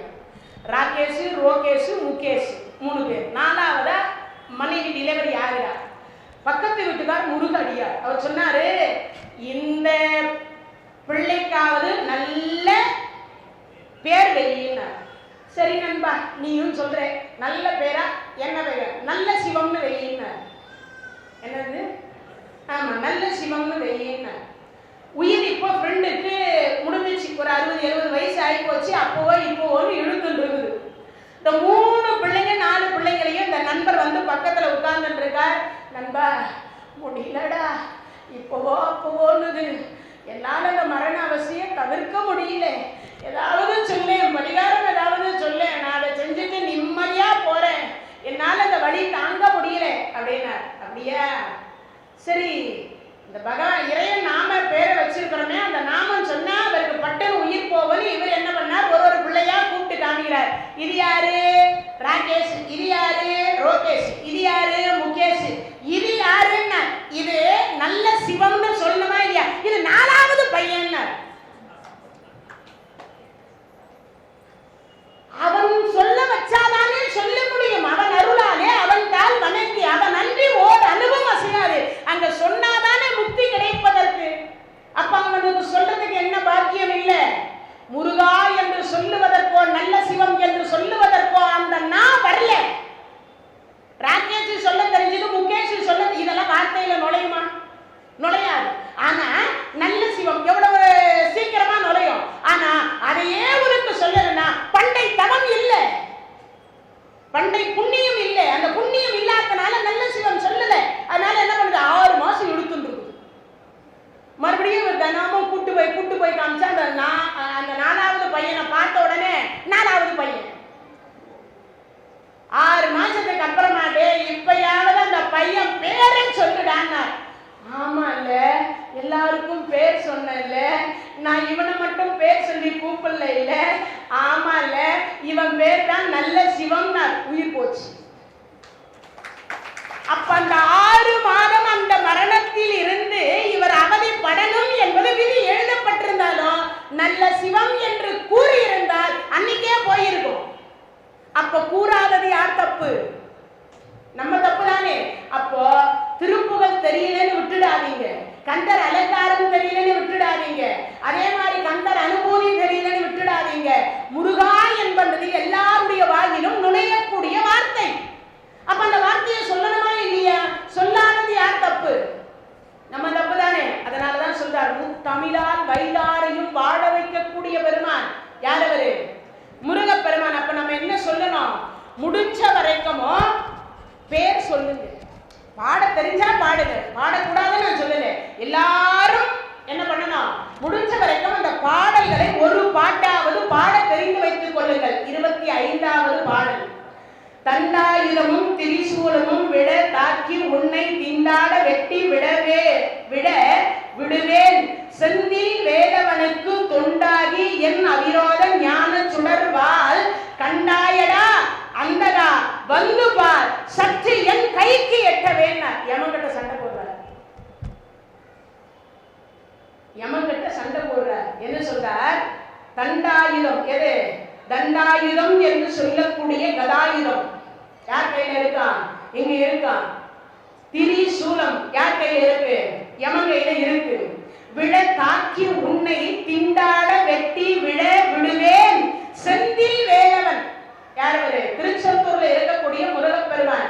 முருகனே செந்தில் முதல்வனே மாயோன் மருகனே ஈசன் மகனே ஒரு கைமுகன் தம்பியே நின்னுடைய தந்தைக்கால் எப்பொழுதும் நம்பியே கை தொழுவேன் நான். சும்மா 4 வரி தான். இந்த 4 வரியை மெமரி பண்ணி வச்சுக்கணும். முருகன்கிட்ட போகும்போதெல்லாம் சொல்லணும். முருகனே செந்தில் முதல்வனே மாயோன் மருகனே ஈசன் மகனே ஒரு கைமுகன் தம்பியே நின்னுடைய தந்தைக்கால் எப்பொழுதும் நம்பியே கை தொழுவேன் நான். அவரை இந்த பாட்டு சொல்லிட்ட செந்தில் ஆண்டவன் அப்படி ஒரு மகிழ்ச்சி அடைவார். ஐயோ, என் குழந்தை என்னமா முத்தமிழால் செந்தமிழால் என்ன என்னமா பாடுது அப்படின்னு சொல்லிட்டு குழந்தை என்ன கேட்டாலா, வள்ளி சொல்லுங்க சுவாமி, என்ன வேணுமா குழந்தைக்கு கொடு. முருகன் 10 ரூபாய் கொடுக்கணும்னா அம்மா சொல்லுவாளா, சுவாமி விலைவாசி எல்லாம் ரொம்ப ஏறி போச்சு, ஒரு 1000 ரூபாய் கொடுங்கோ அப்படின்னு சொல்லுவாங்க. அப்போ எவ்வளவு கருணை இருக்க வேண்டும்னு பார்க்கணும். அததான் இங்க சொல்றார். திரிசூலம் என்கின்ற ஆயுதம் இருக்கு, கதாயுதம் என்பது இருக்கின்றது யமன் கிட்ட. அவர்கிட்ட இருக்கிறதுனால அவரு நம்மளை வெட்டி இங்கிருந்து எதை உடம்பு வேற உயிர் வேற வெட்டி பிரிச்சு எடுத்துட்டு போறாரு. அதனால அவருக்கு கூற்றுவன்னு பேரு. அதனால இங்கிருந்து இழுத்துட்டு போகும் பொழுது முருகா செந்தில் வேலவனே அப்படின்னு சொன்னா தொண்டாகிய நம்ம எல்லாம் தொண்டர். யாருக்கு தொண்டர்? முருகப்பெருமானுக்கு தொண்டர். அப்படி தொண்டாக இருக்கிறதுனால என்ன பண்றாரா? அவிரோத ஞான சுடர் வடிவால் உடனே என்ன பண்ணுவாராம் தெரியுமா? முருகப்பெருமான் இந்த கச்சை கட்டிட்டு இருப்பாராம் இடுப்புல வேட்டி. அப்படி வேட்டி அப்படி மடிச்சு கச்சை அப்படின்னு சொல்லுவாங்க அந்த வேட்டிக்கு பேரு. அப்படி கட்டி கொண்டிருக்கிறது இடையில ஒரு வால் சொருகி வச்சுட்டு இருப்பாரு.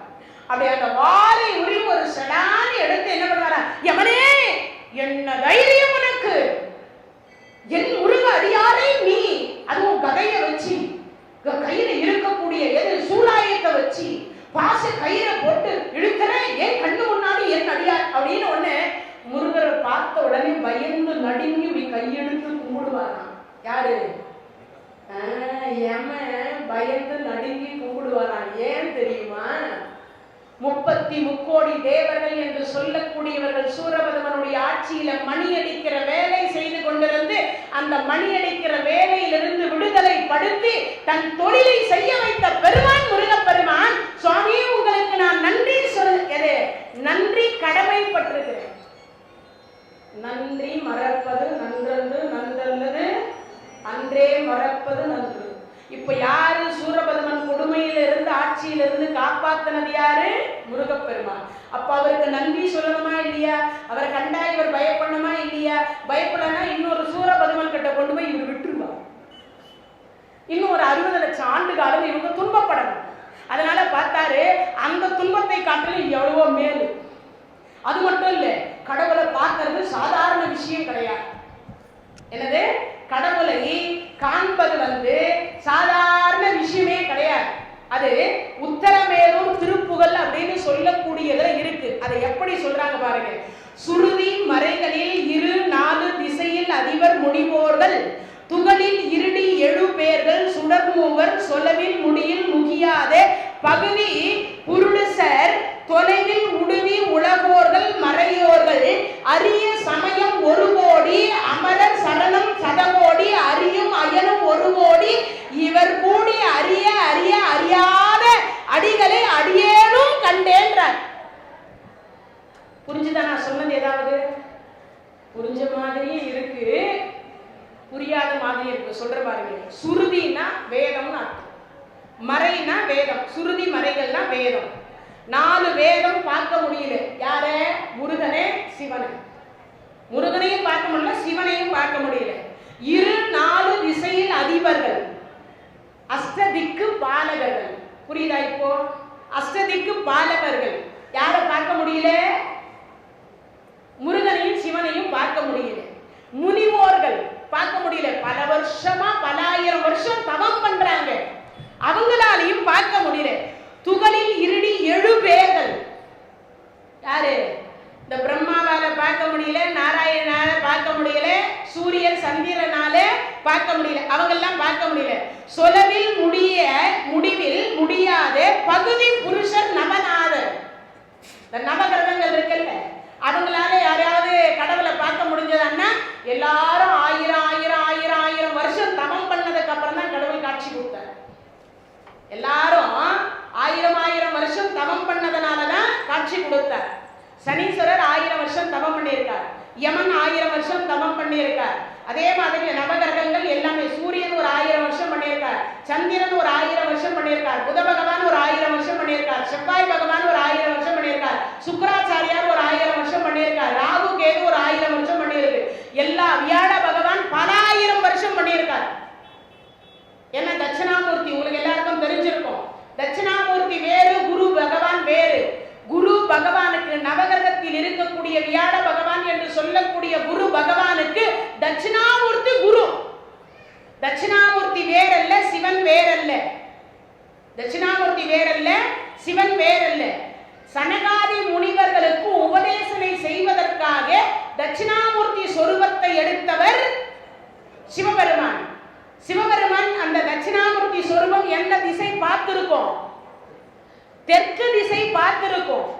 ஆனா குரு பகவான் எந்த திசை பார்த்திருப்பார்? நவகிரகத்தில் இருக்கக்கூடிய குரு பகவான் வடக்கு பார்த்திருப்பார். எந்த பக்கம்?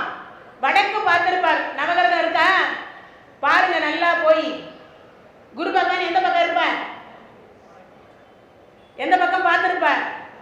வடக்கு பார்த்து இருப்பார். தெரிஞ்சு வச்சுக்கணும். இவர் வேறு, அவர் வேறு. குரு பகவானுக்கு யார் குருவாக இருக்கிறார்? தட்சிணாமூர்த்தி குருவாக இருக்க. ஆனா நம்ம கொண்டக்கடலை போடுறதெல்லாம் யாருக்கு போடுறீங்க? தட்சிணாமூர்த்திக்கு கொண்டு போய் கொண்டக்கடலையே போடுறீங்க. அப்புறம் விழுந்து விழுந்து 9 வாரம் ஏத்தன. ஆனா குரு பகவான் ஒன்றும் கருணை பண்ணலன்னு நாமளே நம்மளை குறை சொல்லிக்கிறோம். இவர் வேற, அவர் வேற. அவருக்கு இவர் குரு, அதனால இவரை விட அவருக்கு தான் செலுத்தணும்ன்றது ஐதீகம். இப்போ அந்த நவநாதர்கள் கண்டுபிடிக்க முடியல. யாரு? இந்த இறைவனை காண முடியவில்லை. அதுக்கு அடுத்து சொல்றார், தொலைவில் உடுவி உலகோர்கள். இந்த உலகத்தில் இருக்கக்கூடிய அனைத்து ஜீவன்களும் இறைவனை பார்க்கணும் பார்க்கணும் பார்க்கணும்னு தவம் பண்ணுதான். எதெல்லாம்? குரங்கு தவம் பண்ணியிருக்கு, நாய் தவம் பண்ணியிருக்கு, யானை தவம் பண்ணியிருக்கு, சிலந்தி தவம் பண்ணியிருக்கு, பாம்பு தவம் பண்ணியிருக்கு. எல்லா ஜீவன்களும் ஏதோ ஒரு இடத்தில் தவம் பண்ணி இருக்கிறது. அதுக்கெல்லாம் கிடைக்கல. 84 லட்சம் யோனி வேதத்திற்கு கிடைக்கல. அடுத்து சொல்றார், அரிய சமயம் 1 கோடி. இந்த சமயம் இருக்குல்ல, அது 1 கோடி இருக்கான். அடுத்து சொல்றார், அமரர் சரணம் 100 கோடி. அமரர் அப்படின்னா யார்? அவரு 33 கோடி தேவர்கள்னு சொல்றமே, அவங்க 100 கோடி பேர் தேடுறாங்களாம். யாரை தேடுறாங்க? இந்த சிவனையும் முருகனையும் பார்க்கலாம் பார்க்கலாம் தேடுறாங்களாம். கிடைக்கல. சரி, இவங்கெல்லாம் தேடுறது பெரிய விஷயம் இல்ல. அரியும் அயனும் 1 கோடி.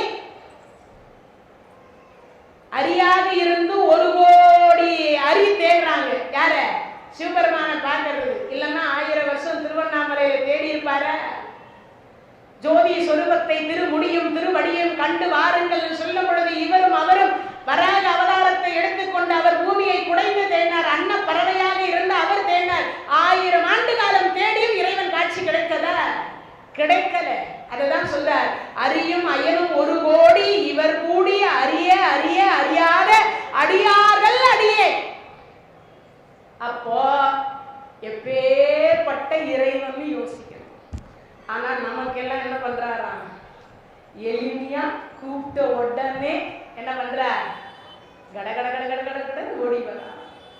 சாதாரணமா ஓடி வரா. ஐயோ, என் குழந்தை என்னது கீழே விடும் பொழுது அப்படி அடிபட்டா முருகான்னு கூப்பிட்டு, ஐயோ என் குழந்தை விழுந்துருச்சே பாரு. யாரு?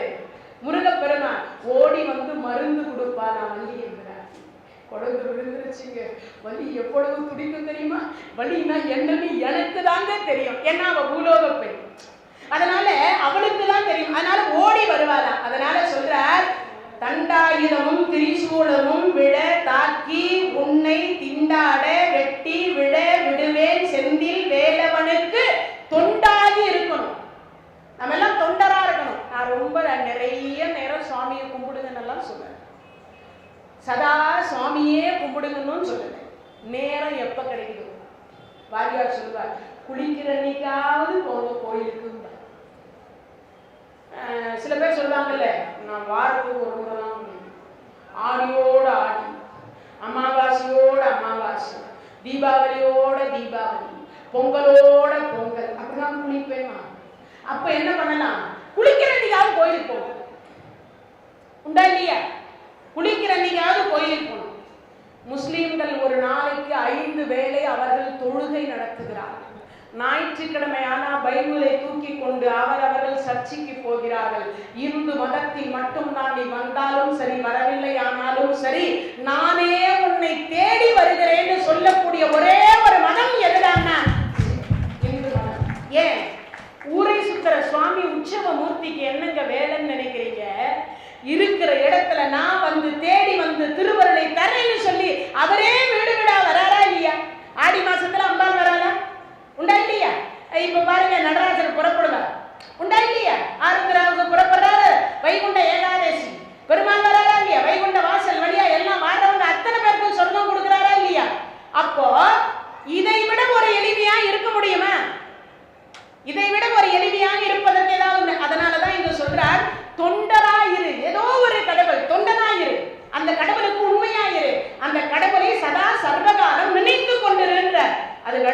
சொல்றார், அவிரோத ஞான சுரர் வடிவால் கண்டாயடா அந்தகா வந்து பாருங்க. யார? அந்தகன்னா யமன்னு அர்த்தம்.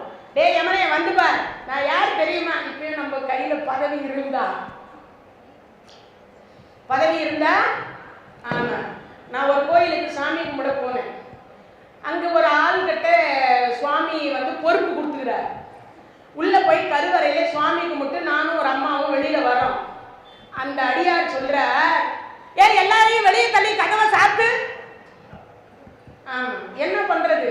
தேனுக்கு பதவி கொடுத்தா அது கொட்டதானே செய்யும். அப்பதான் நினைச்சேன், உன் பதவி எவ்வளவு காலமோ தெரியலடா ஆண்டவான்னு நினைச்சிட்டு வெளியே வரும். அப்ப என்ன பண்றது? எல்லாரையும் வெளியே தள்ளி கதவை சாத்து. இவரே சிவனை பார்த்து என்ன பண்ண போறாரோ தெரியல. சில பேர் அப்படி சொல்றாங்க இல்லையா? அதனால இங்க சொல்றேன், அதெல்லாம் நிலைக்காதுன்ற. அப்பனா என்ன அர்த்தம்?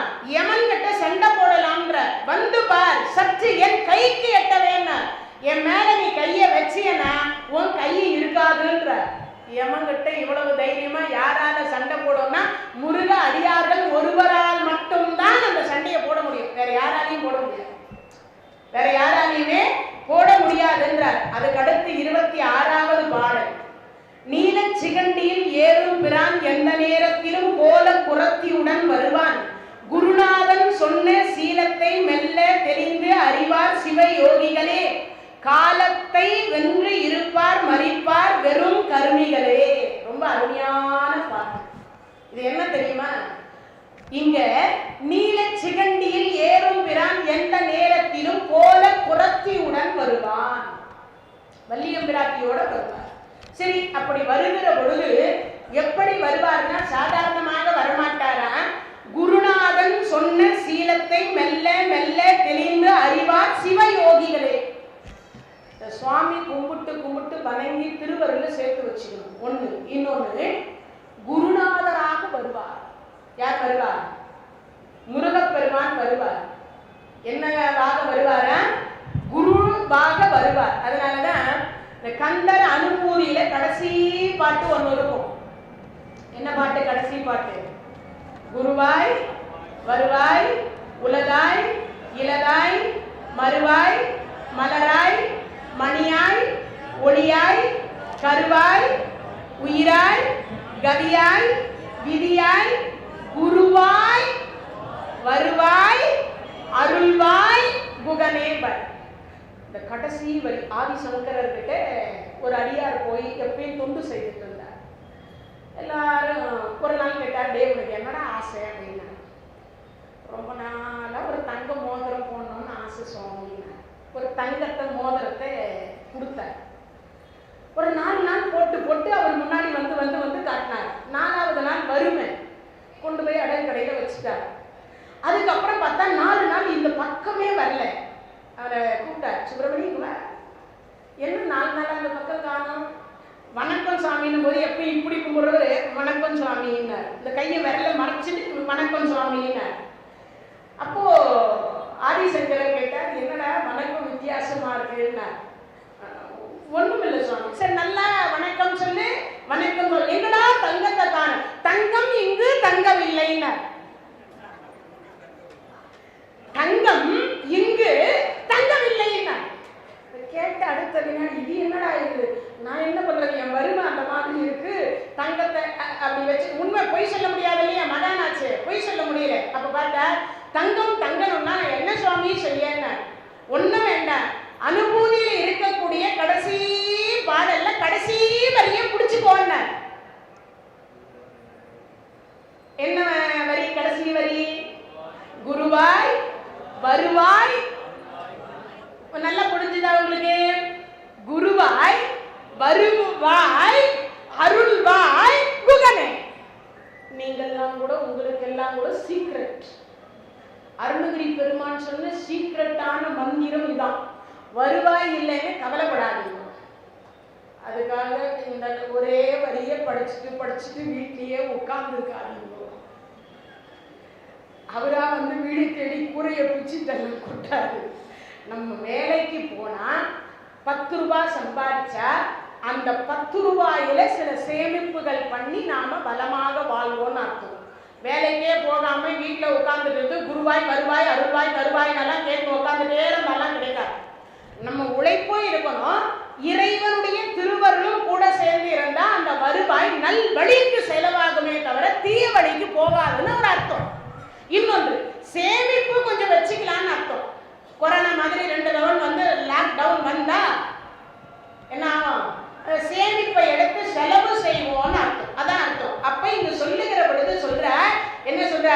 நீல சிகண்டியில் ஏறும் பிரான் எந்த நேரத்திலும் கோல புறத்தியுடன் வருவான், குருநாதன் சொன்ன சீலத்தை. இவர் ஞான உபதேசம் பண்ணார் இல்லையா? யாருக்கு? அருணகிரி பெருமானுக்கு ஞான சரவண பவ நாட்கள் எழுதினார். அதுக்கப்புறம் தான் திருப்புகள் வரிசையாக பாட ஆரம்பித்தார். அப்போ குருநாதர் சொன்ன சீலத்தை மெல்ல தெளிந்து அறிவார் சிவயோகிகள். நாம் எல்லாம் சில பேர் சொல்றாங்க, சில சர்ச்சைகள் சில நேரத்தில் நமக்குள்ளேயே நடந்துருக்கு. எனது சுவாமி இப்படிதான் கும்பிடணுமா, விளக்கு இப்படிதான் ஏத்தணுமா, இப்படிதான் போகணுமா, ஏன் அப்படி போனா என்ன தப்பு? நமக்குள்ளேயே ஆர்கியூமெண்ட் நிறைய பேர் பண்றோம், உண்டா இல்லையா? எல்லாருமே இப்போ ஐயப்ப சுவாமிக்கு மாலை போடுறாங்க. 48 நாள் விரதம் இருக்கணும்ன்றது ஒரு முறை. ஒரு 21 நாளாவது போட்டுக்கணும். இன்னொன்று, அதற்கு காலில் செருப்பு, அதுக்குன்னு ஒரு வரைமுறைகள் இருக்கு. இப்போ எல்லாம் சொல்ல ஆணுக்கு பெண் சமம், நாங்கள் பெண்கள் எல்லாம் மலை ஏறுவோம் படி ஏறுவோம். அது காடு, அடர்ந்த காடு. பெண்கள் வந்து ரொம்ப மென்மையானவர்கள். காட்டிலே இறங்கி மேடு பள்ளம் அதெல்லாம் போக முடியாது. நாங்கள் நேராக போய் அங்கே இறங்கிறோம், அங்கிருந்து அங்கே பார்க்குறோம், அப்படியெல்லாம் இல்லை. பெண்களுக்குன்னு சில உபாதைகள் இருக்கு, அதெல்லாம் மாறணும். அதெல்லாம் மாறினதுக்கு அப்புறம் அந்த ஞான யோகத்திற்கு வந்ததுக்கு அப்புறம் போய் பாருங்கன்னு சொல்லப்படுது. அது ஏன் போகக்கூடாதா? போகக்கூடாது. பெரியோர்கள் நமக்கு வழிவகுத்து கொடுத்துருக்கிறார். அந்த வழியில போறதுனால நமக்கு துன்பம் வராது. நான் அப்படிதான் போவேன் அப்படின்னா நேர் வழி. சைதாப்பேட்டைக்கு எப்படி போகணும்? கிண்டியிலிருந்து வரலாம், நந்தனத்திலிருந்து வரலாம். இல்லை இல்லை, நான் நேராதான் பில்டிங்லயே ஏறி இறங்கி வருவேன்னு சொன்னா என்ன பண்றது? கை கால் உடைஞ்சி எல்லாம் ஏதாவது. இப்பவும் பாருங்க, வழி கேட்பாங்க. சில பேர் அட்ரஸ் கேட்டு வழி கேட்பாங்க. நம்ம கரெக்டான ரூட் சொல்லி கொடுப்போம். ஆனா அவங்க அப்ப சொல்லுவாங்க, குறுக்கு வழி இல்லையா, ஷார்ட் வழி இல்லையா, ஷார்ட் வழி ஷார்ட் டைம் இல்லையா.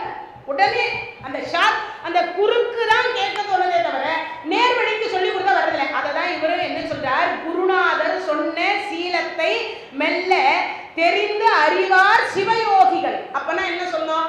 நம் குருநாதர் முருகப்பெருமான் நமக்கு ஒரு சில வழிமுறைகளை வகுத்து கொடுக்கிறார். அதன் வழியில் பின்பற்றி நடந்தோமே ஆனால் நமக்கு என்ன இருக்காது? துன்பம் இல்லாத வாழலாம்ன்றார். துன்பம் இல்லாம வாழலாம். இன்னொன்னு, காலத்தை வென்றிருப்பார். காலத்தை வென்றிருப்பார். ரொம்ப படிச்சவங்க தான். யாரு? அபயகிறார். கொஞ்சம் என்ன படிச்சுட்டோன்ற ஒரு அகந்தை இருக்கு. அந்த அகந்தையை குறைக்க வேண்டும் என்பதற்காக தான் சுட்ட படம் வேணுமா சுடாத படம் வேணுமான்னு அவர் கேட்டார். கேட்ட அடுத்த வினாடி என் அம்மா சொன்னான். அப்போ அங்க சொல்லப்படுது பெரியது இனியது என்று ஒவ்வொரு பகுதியா கேட்டாங்க. கேட்ட உடனே அவர் எல்லாவற்றையும் சொன்னார். இன்னைக்கும் நாம அந்த வழியை பின்பற்றுமா இல்லையா? உலகத்தில் எது சிறந்தது அப்படின்னு நம்ம இன்னைக்கும் பெரியது எது? தொண்டர்தம் பெருமையை சொல்லவும் பெரிதே. தொண்டருடைய பெருமைதான் உலகத்தில் சொல்ல ஒண்ணாத பெருமை. அதனாலதான் பெரிய புராணத்துக்கு மகத்துவம். பெரிய புராணம்னா என்ன அர்த்தம்? உலகத்திலேயே எல்லா புராணத்தை விட பெரிய புராணம் தான் பெரிய புராணம். உலகத்துல எல்லாத்த விட ஏன் அடியார்களினுடைய பெருமையை சொல்லக்கூடியது பெரிய புராணம். அதனாலதான் அது பெரிய புராணம்னு பேரு. வேற எந்த புராணத்துக்காக பெரிய புராணம் பேர் வச்சா இல்ல. ஏன் இல்ல? தொண்டருடைய பெருமை. அப்ப என்னது? குருநாதர் சொன்னதை சரியான வழியில் அவர்கள் தேர்ந்தெடுத்து நடந்ததனால அதை இன்னைக்கு வரைக்கும் அவருடைய பெருமையை நாம சொல்லிக் கொண்டிருக்கோம். 63 நாயன்மார்கள் இன்னைக்கும் பேசிட்டு இருக்கோமா? ஏதோ ஒரு வகையில ஒவ்வொரு பக்தி செலுத்தினாங்க. எல்லாரும் ஒரு வகையில பக்தி செலுத்தினாங்க. அதே மாதிரி நமக்கு அருணகிரி பெருமான் சொன்னது ஒன்று, முருகப்பெருமான் சொல்லிக் கொடுத்த வழியில் நாம சென்னா காலத்தை வென்றிருக்கும். அப்படின்னா என்ன அர்த்தம்? இப்ப நாம எல்லாம் போயிடுவோம். ஆனா ஆலய உளவார தொண்டு சீர் திருக்கூட்டம் இன்னும் இருக்கும். நாகராஜன் ஐயா பேசும் பொழுது எல்லாம் என்ன சொல்லுவாங்க, நாகராஜன் ஐயான்னு ஒருத்தர் இருந்தாராம் 33 வருஷம் மார்கழி மாசம் தொடர் சொற்பொழிவு, எவ்வளவு கஷ்டம் வந்தாலும் நிக்காம நடத்தியவர். பேசுவோமா? அப்ப யாரெல்லாம் சொற்பொழிவு ஆற்றி இருக்கிறார்கள், நான் சென்று விட்ட பிறகும் அந்த பேச்சு இங்கு வரும். யாராவது ஒரு அடியார் ஒரு சின்ன குழந்தை சொல்லி, யாரோ ஒரு அம்மா அப்ப பேசினாங்க கந்தர் அலங்காரம், நான் சின்ன வயசுல கேட்டிருக்கேன். நான் இறந்து விடுவேன், கைலாயம் சென்று விடுவேன், ஆனால் யாராவது ஒருவர் அதை சொல்லுவாங்க, காலத்தை வென்று இருப்பார். இப்போ இதுல சில பேர் என்ன சொல்லுவாங்க, எங்க தாத்தா அந்த காலத்திலேயே உபயம் பண்ணாரா, சொல்லுமா இல்லையா? இது எங்க தாத்தா அந்த காலத்துல இந்த கோயிலுக்கு என்ன கூட்டிட்டு வந்திருக்கார், சொல்லுவாங்களா இல்லையா?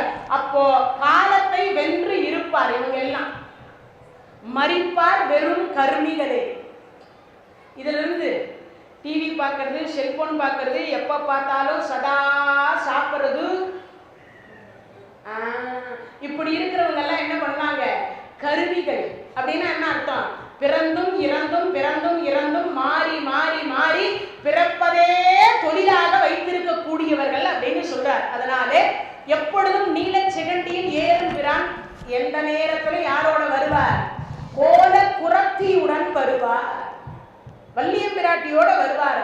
அதுக்கு அடுத்து சொல்றார் 27வது பாடல், ஓலையும் தூதரும் கண்டு திண்டாடல் ஒழித்து எனக்கு காலையும் மாலையும் முன்னிற்குமே கந்தவேல் மருங்கில் சேலையும் கட்டிய சீரவும் கையில் சிவந்த செச்சையும் மாலையும் சேவல் பதாகையும் தோகையும் வாகையுமே. முருகப்பெருமானுடைய பக்தராக இருக்கக்கூடியவர் அடியேன் யமன் ஓலை வரவே வராதா? ஏன் வராது? அங்க பார்த்த உடனே அந்த சின்னம் காமிச்சு விபூதி அணிந்திருந்து கழுத்துல உத்ராட்சம் இருந்திருந்தால், 6 முகம் உத்ராட்சம் அணிந்திருந்தால் இவர் முருக அடியார், 5 முகம் உத்ராட்சம் அணிந்திருந்தால் இவர் சிவ அடியார். நிறைய பேருக்கு கேள்வி உண்டு, பெண்கள் உத்ராட்சம் அணியலாமா? பிறந்து 16வது நாள் குழந்தைக்கு சிவகாசியில் இருக்கக்கூடிய அனைத்து பெண்களுமே என்ன கட்டிட்டு இருப்பாங்க, உத்ராட்சம் கழுத்துல இருக்கும். திருமாங்கல்யம் கல்யாணம் ஆகிற அன்னைக்கு கூட சிவகாசியில் இருக்கக்கூடிய பெண்கள் கழுத்துல உத்ராட்சியத்தோடு தான் திருமாங்கல்யத்தை கட்டிப்பாங்க. எத்தனை கோடி நகை போட்டாலும் கழுத்துல உத்ராட்சம் இருக்கும். இறக்கும் பொழுது கூட கழுத்துல உத்ராட்சத்தோடு தான் அவர்களை வழி அனுப்பி வைப்பாங்க. அங்க சுடுகாட்டுல போய் தான் அந்த உத்ராட்சத்தையே எடுப்பாங்க. அது வரைக்கும் போகும் அந்த உத்ராட்சம். அப்போ 5 முகம் சிவபெருமான், 6 முக உத்ராட்சம் முருகப்பெருமான். இதை அணிந்திருக்கக்கூடியவர் யமன் வராதான் ஓலை. எங்கிருந்து வரும்? கந்தலோகத்திலிருந்து ஓலை வராதான், மயில் வாகனம் வருமா. யார் அழைச்சிட்டு போறதுக்கு? நம்ம எல்லாம் அழைச்சிட்டு போறது, நம்ம எல்லாம் அழைத்து கொண்டு போவதற்கு. அதனால சொல்றாரு, ஓலையும் தூதரும் கண்டு திண்டாடல் ஒழித்து எனக்கு காலையும் மாலையும் முன்னிற்குமே. யமன் எப்ப வந்துடுவானோன்னு சொல்லிட்டு நமக்கு முன்னும் பின்னும் யார் இருப்பாரா? முருகப்பெருமான் காவல் நீக்க வச்சிருப்பாரா? யாருக்கு? யம வரன்னு சொன்னா சொல்லு, என்கிட்ட சொல்லி அனுப்பு. அது மட்டும் இல்ல, ஒரு வார்த்தை சொல்லி பாரு, என்னன்னு, அவர் முருக அடியாருன்னு நின்று யமன் பாச கையில போடுறானா இல்ல ஓடுறானான்னு பாருன்னு. அப்படி ஒருத்தர் வந்த உடனே பாச கையில போடலான போது முருக அடியார் அப்படின்னாராம். யாரு? முருகப்பெருமான் அனுப்பி வைத்த பூதங்கள் சொல்லிச்சா இவர் முருக அடியாருன்னு. விட்டா போதும் அந்த யம தூதர்கள் ஓடினாங்க. அதை இங்க அருணகிரி பெருமான் அவ்வளவு அழகா சொல்றார். மயில் வாகனமும் வெற்றி மாலைகளும் அவர்களோடு என்னென்றும் காலையிலும் மாலையிலும் அடியே முன் காட்சி அளித்து அருள் புரியக்கூடிய ஒரு பெருமான் அப்படின்னா அது முருகப்பெருமான். அப்பேற்பட்ட முருகப்பெருமான நாம் எல்லாம் என்ன பண்ணணும்? நேரம் கிடைக்கிற பொழுதெல்லாம் வணங்கி வணங்கி வணங்கி வணங்கி திரு அருளை சேர்த்து வச்சுக்கணும். திருவருளை சேர்த்து வச்சுக்கணுமா. 30வது பாடல், பால் என்பது மொழி, பஞ்ச் என்பது பதம், பாவையர் கண் சேல் என்பது ஆக திரிகின்ற நீ செந்திரோன் திருக்கை வேல் என்கிலை கொற்ற மயூரம் என்கிலை வெற்றி தண்டை கால் என்கிலை மனமே எங்கனே முத்தி காண்பதுவே. பேசுற பொழுது இந்த மாயைக்குள்ள சிக்கிக்கிறோம். வாய்க்குள்ள. இந்த ஆண்கள் கிட்ட இந்த பெண்கள் எப்படி பேசுவாங்களாம்? வெள்ள மனசோட பேசுவாங்களாம். பால் என்பது மொழி. இந்த பெண்கள் பேசுறது எப்படி இருக்குமா? பால் மாதிரி இருக்குமா, இனிக்க இனிக்க பேசுவாங்களாம். இப்போ நிறைய பேர் சொல்லும்போது சொல்றாங்க, மேடம் உங்க வாய்ஸ் ஸ்வீட் வாய்ஸ் சொல்றாங்க. மேடம் உங்க குரல் ரொம்ப நல்லா இருக்கு, நீங்க பேசுறது ரொம்ப அழகா இருக்கு, பேசுறது அப்படி இருக்குமா. அதனால சொல்ற, பால் என்பது மொழி, பஞ்ச் என்பது பதம், பாவையர் கண் சேல் என்பதாக. அப்போ மாயை என்கின்ற ஒரு பெண் ஒருத்தி என்னிடத்தில் பேசுகிற பொழுது அவள் பாதம் பஞ்சு போல இருக்கிறது, கண்கள் மீன் போன்று ஒத்து இருக்கின்றது. அதை எண்ணி எண்ணி மயங்கி திரிகின்ற என் மனம் இருக்கே, அப்படி திரிய விடாம தடுக்கணும் சுவாமின்ற. அப்படி திரிய விடாம என் மனத்தை யார் பண்ணலாம்? திரு செந்தூர் முருகப்பெருமான் திருக்கையில் விளங்கும் வேலாயுதமே என்று சொல்ல என்னுடைய நான் என்ன சொல்லணும்? என் நாக்கு வேலாயுதா வேலாயுதா வேலாயுதான்னு சொல்லணுமா? வெற்றி பொருந்து மயில் என்று சொல்லக்கூடிய அந்த மயில் வாகனனே மயில் வாகனனேன்னு சொல்லணுமா? அதுக்கப்புறம் என்ன சொல்றார்? வெற்றி மலர் என்று சொல்லக்கூடிய தண்டையும் அணிந்த திருவடிகள் அப்படின்னு சொல்லணுமா? அப்படி சொன்னா நமக்கு முக்தி கிடைப்பது எளிது. என்ன கிடைக்கிறது? முக்தி என்று சொல்லக்கூடியது எளிதாக கிடைக்கும்ன்ற. அதுக்கு அடுத்து சொல்றார் 33வது பாடல். முடியா பிறவி கடலில் புகார், முழுதும் கெடுக்கும் விடியால் படியில் விதனப்படார், வெற்றிவேல் பெருமான் அடியார்க்கு நல்ல பெருமான், அவுணர் குலம் அடங்க பொடியாக்கிய பெருமாள், திருநாமம் புகழ்பவரே. அவர் திருப்புகழை படிங்கன்னு சொல்லுங்க, தேவாரம் படிங்கன்னு சொல்லுங்க, கந்தர் அலங்காரம் கந்தர் அனுபூதி படிங்கன்னு சொல்லவே இல்லை. அவர் என்ன சொல்றார் பாருங்க, முடியா பிறவி கடல். இந்த பிறவி முடியுமானா இல்லை. ஏன்? ஒவ்வொரு ஜென்மத்துக்கும் ஒரு ஆசையை வச்சுட்டு இருக்குமே மனசுக்குள்ள, கொஞ்சம் கொஞ்சம் ஆசையா இருக்கு. என்ன ஆசை? வீடு வாங்கணும்னு ஆசை, பிள்ளைக்கு கல்யாணம் ஆகணும்னு ஆசை, பேர குழந்தை பிறக்கணும்னு ஆசை, பேத்தியே பிறந்துட்டா பேரன் வேணும்னு ஆசை, பேரனே பிறந்துட்டா பேத்தி வேணும்னு ஆசை, படிக்கலைன்னா படிக்கணும்னு ஆசை, படிச்சுட்டா வேலை கிடைக்கணும்னு ஆசை, வேலை கிடைச்சா கல்யாணம் ஆகணும்னு ஆசை, கல்யாணம் ஆகிட்டா குழந்தை வேணும்னு ஆசை, குழந்தை வந்துட்டா அது படிக்கணும்னு ஆசை, அது படிச்சா வேலை இப்படி மாறி மாறி போயிட்டே இருக்கு. ஏதாவது ஒன்று ஆசை இருந்து கொண்டே இருக்கு இல்லையா? எந்த ஆசையும் இல்லைன்னாலும் யாரையாவது நம்மை விட உயர்ந்தவர்களை பார்த்தா நமக்கு ஆசை வருது. உண்டா இல்லையா? நடந்து போறவர் சைக்கிள்ல போறவரை பார்த்து ஆசைப்படுவார், சைக்கிள்ல போறவர் டிவிஎஸ்ல போறவரை பார்த்து ஆசைப்படுவார், டிவிஎஸ்ல போறவர் பைக்ல போறவரை பார்த்து ஆசைப்படுவார், பைக்ல போறவர் கார்ல போறவரை பார்த்து ஆசைப்படுவார், கார்ல போறவர் எதெல்லாம் பார்த்து ஆசைப்படுவார்? மேல போறதை பத்தி ஆசைப்படுவார். எவ்வளவுக்கு எவ்வளவு இன்பம் உயர்ந்து கொண்டே போகிறதோ அவ்வளவுக்கு அவ்வளவு துன்பமும் உயரும். ஆனா அது தெரியாம நாமெல்லாம் இருக்கும். நடந்து போகும்போது கீழே விழுந்தா தப்பிச்சிருவோம், சைக்கிள்ல போகும்போது கொஞ்சம் லைட்டா அடிபடும், டூ வீலர்ல போனா கையோ காலோ உடைச்சிக்குவோம், அதுக்கப்புறம் ஃபோர் வீலர்ல போனா சில நேரத்துல முடிஞ்சாலும் முடிஞ்சிடும், சில நேரத்துல கையோ காலோ போனாலும் போகும். ஆனா மேல போய் போனா இன்னைய வரைக்கும் 247 பேர் போன பிளைட்டு இன்னைய வரைக்கும் என்னாச்சுன்னு தெரியாமையே முழித்துக் கொண்டிருக்கிறோம். எவ்வளவோ விஞ்ஞானங்கள் வளர்ந்து இருக்கிறது என்று மட்டும் அகந்தையில் இருக்கின்றோம். இன்னைக்கு வரைக்கும் கண்டுபிடிக்க முடியல. விஞ்ஞானம் வளர்ந்துதானே இருக்கு, கண்டுபிடிச்சிருக்கலாம் இல்லையா? கண்டுபிடிக்க முடியல. ஏன்? இயற்கையை காட்டிலும் விஞ்ஞானம் பெரியதா, இயற்கை பெரியதானா? இயற்கை தான் என்றைய தினத்திலும் என்னவா இருக்கும்? பெரியதாக இருக்குமே தவிர விஞ்ஞானம் பெரியதாக இருப்பதற்கு சான்ஸே இல்லை, ஒரு நாளும் இல்லை. அப்போ ஆசை எவ்வளவுக்கு எவ்வளவு உயர்ந்து கொண்டிருக்கோ அவ்வளவுக்கு அவ்வளவு துன்பமும் உயருன்ற. அப்ப துன்பத்தை எதன் மூலியமாக குறைக்கணும்? ஆசை மூலியமாக. ஆசையை குறைச்சா துன்பம் வராது, துன்பம் ஆசையை குறைச்சிட்டா நாம பிறவி என்பதை எடுக்க மாட்டோம். அததான் இங்க சொல்றார், முடியா பிறவி கடலில் புகார். இந்த பிறவி இப்போ முடிஞ்சிச்சான்னு கேட்டா சத்தியமா இல்லை. ஏன்? என் ஆசை ஆள் மனதில் ஏதோ ஒரு ஆசை இருந்து கொண்டே இருக்கும், ஏதோ ஒரு ஆசை இருக்கும். அப்படி ஆசை இருக்கிற பொழுது நமக்கு அந்த பிறவி என்ன வரும்? ஒரு ஆசைக்கு ஒரு பிறவி கொடுப்பார், ஒரு ஆசைக்கு ஒரு பிறவி கொடுப்பார். மகாபாரத காலத்துல அசரீதி தர்மராஜா கிட்ட கேட்கும்,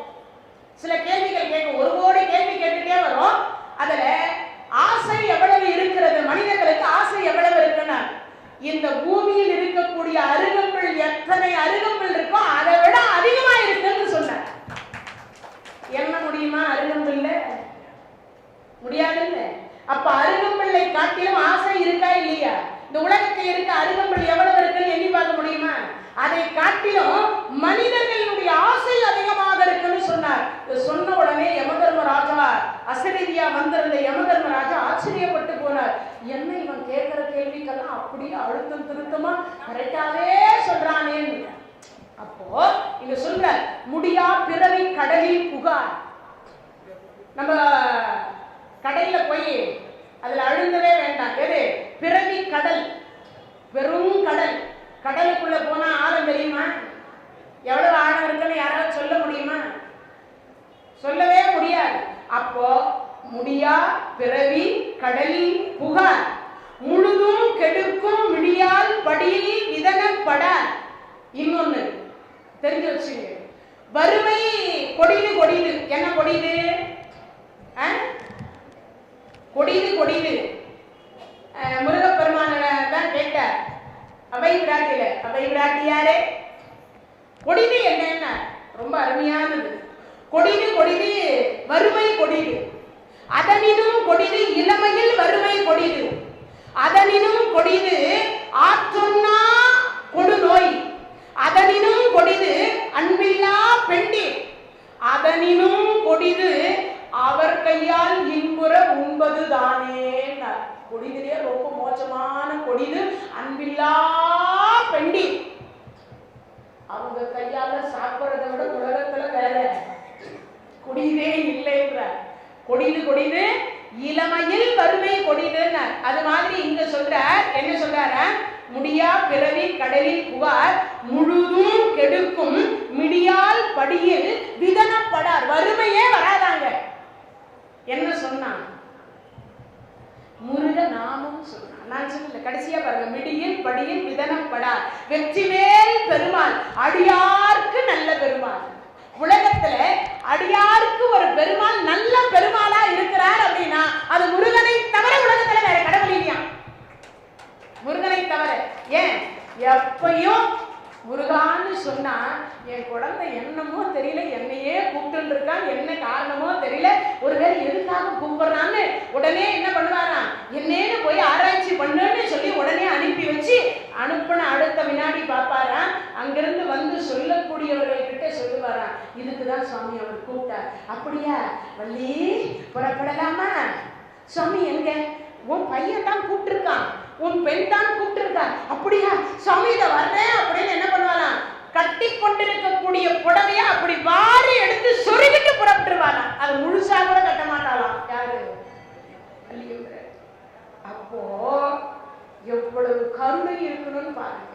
ஒருவேளை அதனாலதான் சொன்னாங்களோ மனைவி அமைவதெல்லாம் இறைவன் கொடுத்த வர பிரசாதம்னு. இருங்க வர்றேன், எப்பதான் கட்டின்னு இருக்க அப்படின்னு சொன்னா லேட் ஆயிடும் இல்லையா? அதுக்குள்ள அந்த குழந்தை தற்கொலைக்கு முயற்சி செய்தால், அந்த குழந்தை இறந்து விட்டால் அதற்கு காரணம் இந்த முருகனாக இருப்பான் என்று அப்படி வாரி முடிச்சு வருவதற்குள்ள புறப்படுவாங்க வள்ளியம் பிராட்டி. அதை தான் நீங்க சொல்றாரு. அதனாலதான் ஆதிரு தடந்தோல் வாழ்க, அறுமுகம் வாழ்க, வெப்பை கூருசை தனிவேல் வாழ்க, உப்புடம் வாழ்க, செவ்வேல் ஏறிய மஞ்சை வாழ்க, யானை தன் அணங்கு வாழ்க, மாறிலா வாழ்க. யாரு? மாறிலா வள்ளி வாழ்க. மாறிலா வாழ்க இல்ல, மாறிலா வள்ளி வாழ்க, வாழ்க சீர் அடியார் எல்லாம். அப்ப எவ்வளவு சிறப்பு பாருங்க. அப்போ தெய்வயானையே இந்த இடத்துல குறிப்பிட்டு சொல்லல. யாரை சொல்ற? வள்ளியம் பிராட்டியை சொல்றாரு. அப்படின்னா என்ன? மாறிலா வள்ளி வாழ்க. ஏன்னா கொடுத்துட்டே இருப்பானா, எவ்வளவு கேட்டாலும் கொடுப்பானா. அது மட்டும் இல்ல, நாமெல்லாம் யாருக்கிட்டையாவது வாங்கினா ஒரு தடவை கொடுப்பாங்க, 2 தடவை கொடுப்பாங்க, 3வது தடவை கொடுப்பாங்க. இல்லையா? ஆனா இங்க அப்படி இல்லையா? முடியா பிறவி கடலில் புகார், முழுதும் கெடுக்கும் மிடியால் படியில் விதனப்படா, வெற்றிவேல் பெருமாள், அடியாருக்கு நல்ல பெருமாள். அப்போ கெட்ட பெருமாள் இருப்பாரான்னு எனக்கு கேட்காதீங்க. அடியாருக்கு நல்ல பெருமாள். அது முன்னே சொல்லிட்டேன், வைதாரையும் வாழ வைக்கும் பெருமாள். திட்டினாவே கொடுப்பாராம், வணங்கினா கொடுக்க மாட்டார. திட்டினாவே கொடுப்பாருன்னா வணங்கினா கொடுக்க. அடியாருக்கு நல்ல பெருமாள், அவுணர் குலம் அடங்க பொடியாக்கிய பெருமாள். அடியாருக்கு தான் நல்ல பெருமாள். ஆனா அந்த அடியாருக்கு யாராவது தீங்கு நினைச்சுட்டா அவருக்கு இவர் என்ன பண்ணுவாராம், ஒரு செகண்ட்ல அவரை பொடி ஆக்கிய பெருமாள். 33 கோடி தேவர்கள் முருகப்பெருமானை பணிந்தார்கள், அடியார்கள் பணிச்சுட்டாங்க. அதனால என்ன பண்ணிட்டார், சூரபதுமனை பொடி ஆக்கினார். அதனாலதான் சொல்றார், அவுணர் குலம் அடங்க பொடியாக்கிய பெருமாள் திருநாமம் புகழ்பவரே. திருப்புகழ் பாடுங்கன்னு சொல்லல, கந்தர் அலங்காரம் பாடுங்கன்னு சொல்லல, கந்தர் அனுபூதி பாடுங்கன்னு சொல்லல, கந்தர் அந்தாதி பாடுங்கன்னு சொல்லல, திருநாமம் சொல்லுங்கன்றார். அப்பெல்லாம் என்ன சொல்லணும் எல்லாரும், ஓம் சரவண பவ, ஓம் சரவண பவ, ஓம் சரவண பவ. 6 எழுத்து மந்திரம், ரொம்ப சிறப்பான மந்திரம், இருக்கிறதுலே எல்லாவற்றையும் அள்ளி கொடுக்கக்கூடிய மந்திரம். அப்போ நாம சொல்லாதது நம்ம தப்பா, கொடுக்காத முருகப்பெருமான் தப்பா? சொல்லாததுனால அவர் கொடுக்கல, சொன்னா நீங்க நம்பிக்கையோடு சொல்லி பாருங்க, கண்டிப்பாக என்ன பண்ணார், அடியாருக்கு நல்ல பெருமாளாக அள்ளி தருவார். அதைதான் சொல்றார், முடியா பிறவி கடலில் புகார் முழுதும் கெடுக்கும் முடியால் படியில் இதனப்பட வெற்றிவேல் பெருமாள் அடியாருக்கு நல்ல பெருமாள் அவுணர் குலம் அடங்க பொடியாக்கிய பெருமாள் திருநாமம் புகழ்பவரே. அப்போ நம்மால முடிஞ்ச வரைக்கும் நேரம் கிடைக்கின்ற பொழுதெல்லாம் என்ன சொல்லணும், இறை நாமத்தை சொல்லுங்க. எப்பெல்லாம் உங்களுக்கு என்ன நாமம் பிடிக்குதோ, கந்தா, கதிர்வேலா, கடம்பா, கார்த்திகையா, என்ன பிடிக்குமோ, வேலாயுதா, என்னென்ன நாமம் முருகனுக்கு இருக்கோ அந்த நாமத்தில் உங்களுக்கு எந்த நாமம் பிடிக்கிறதோ அந்த நாமத்தினுடைய பெயரை சதா சர்வகாலம் சொல்லிக்கொண்டே இருந்தீர்களானால் என்ன வராது, மரணத்தை கண்டு பயப்படணும்னு அவசியம் இல்லை, வறுமையை கண்டு பயப்படணும்னு அவசியம் இல்லை. அதே மாதிரி இப்பிறவி போனாலும் எப்பிறவி வாய்ப்பும் என்பதும் என்ன இல்லை, பயப்படணும்னு அவசியம் இல்லையா. எப்பிறவி போனாலும் எல்லா பிறவியிலும் முருக அடியாராகவே நாம் அனைவரும் பிறந்து இறைவனுக்கு தொண்டு செய்வோம் என்பதை கூறிக்கொண்டு இந்த நிகழ்ச்சி இத்துடன் நிறைவு செய்து, நாளைய தினத்தில் அடியேனுடைய 6வது நாள் நிறைவு நாளாக கந்தர் அலங்காரம் தொடரும் என்பதை எடுத்து கூறிக்கொண்டு, இவ்வளவு நேரம் இந்த நிகழ்ச்சியை கேட்டுக் கொண்டிருந்த அனைவருக்கும் எல்லாம் வல்ல இறைவன் ஏது பிழை செய்தாலும் ஏழையேனுக்கு இறங்கி தீது புரியாத தெய்வமே திருப்போரூர் தனிமுதலே நான் ஏன் பிழைக்கின்றவாறு நீ பேசு தெய்வமே. பேசக்கூடிய ஒரு பெருமான் அப்படின்னா அது முருகப்பெருமான். என்ன பிழை, ஏது பிழை செய்தாலும் ஏழையேனுக்கு இறங்கி தீது புரியாத ஒரு தெய்வம்னா அது முருகப்பெருமான். அதனால நேரம் கிடைக்கிற பொழுதெல்லாம் முருகநாமத்தை சொல்லி இறைவனுடைய திருவருளை சேர்த்து வைத்துக் கொள்ளுங்கள் என்பதை கூறிக்கொண்டு மீண்டும் நாளை 7 மணிக்கு சந்திப்போம் என்று கூறி விடைபெறுகின்றேன். நன்றி, வணக்கம். தென்னா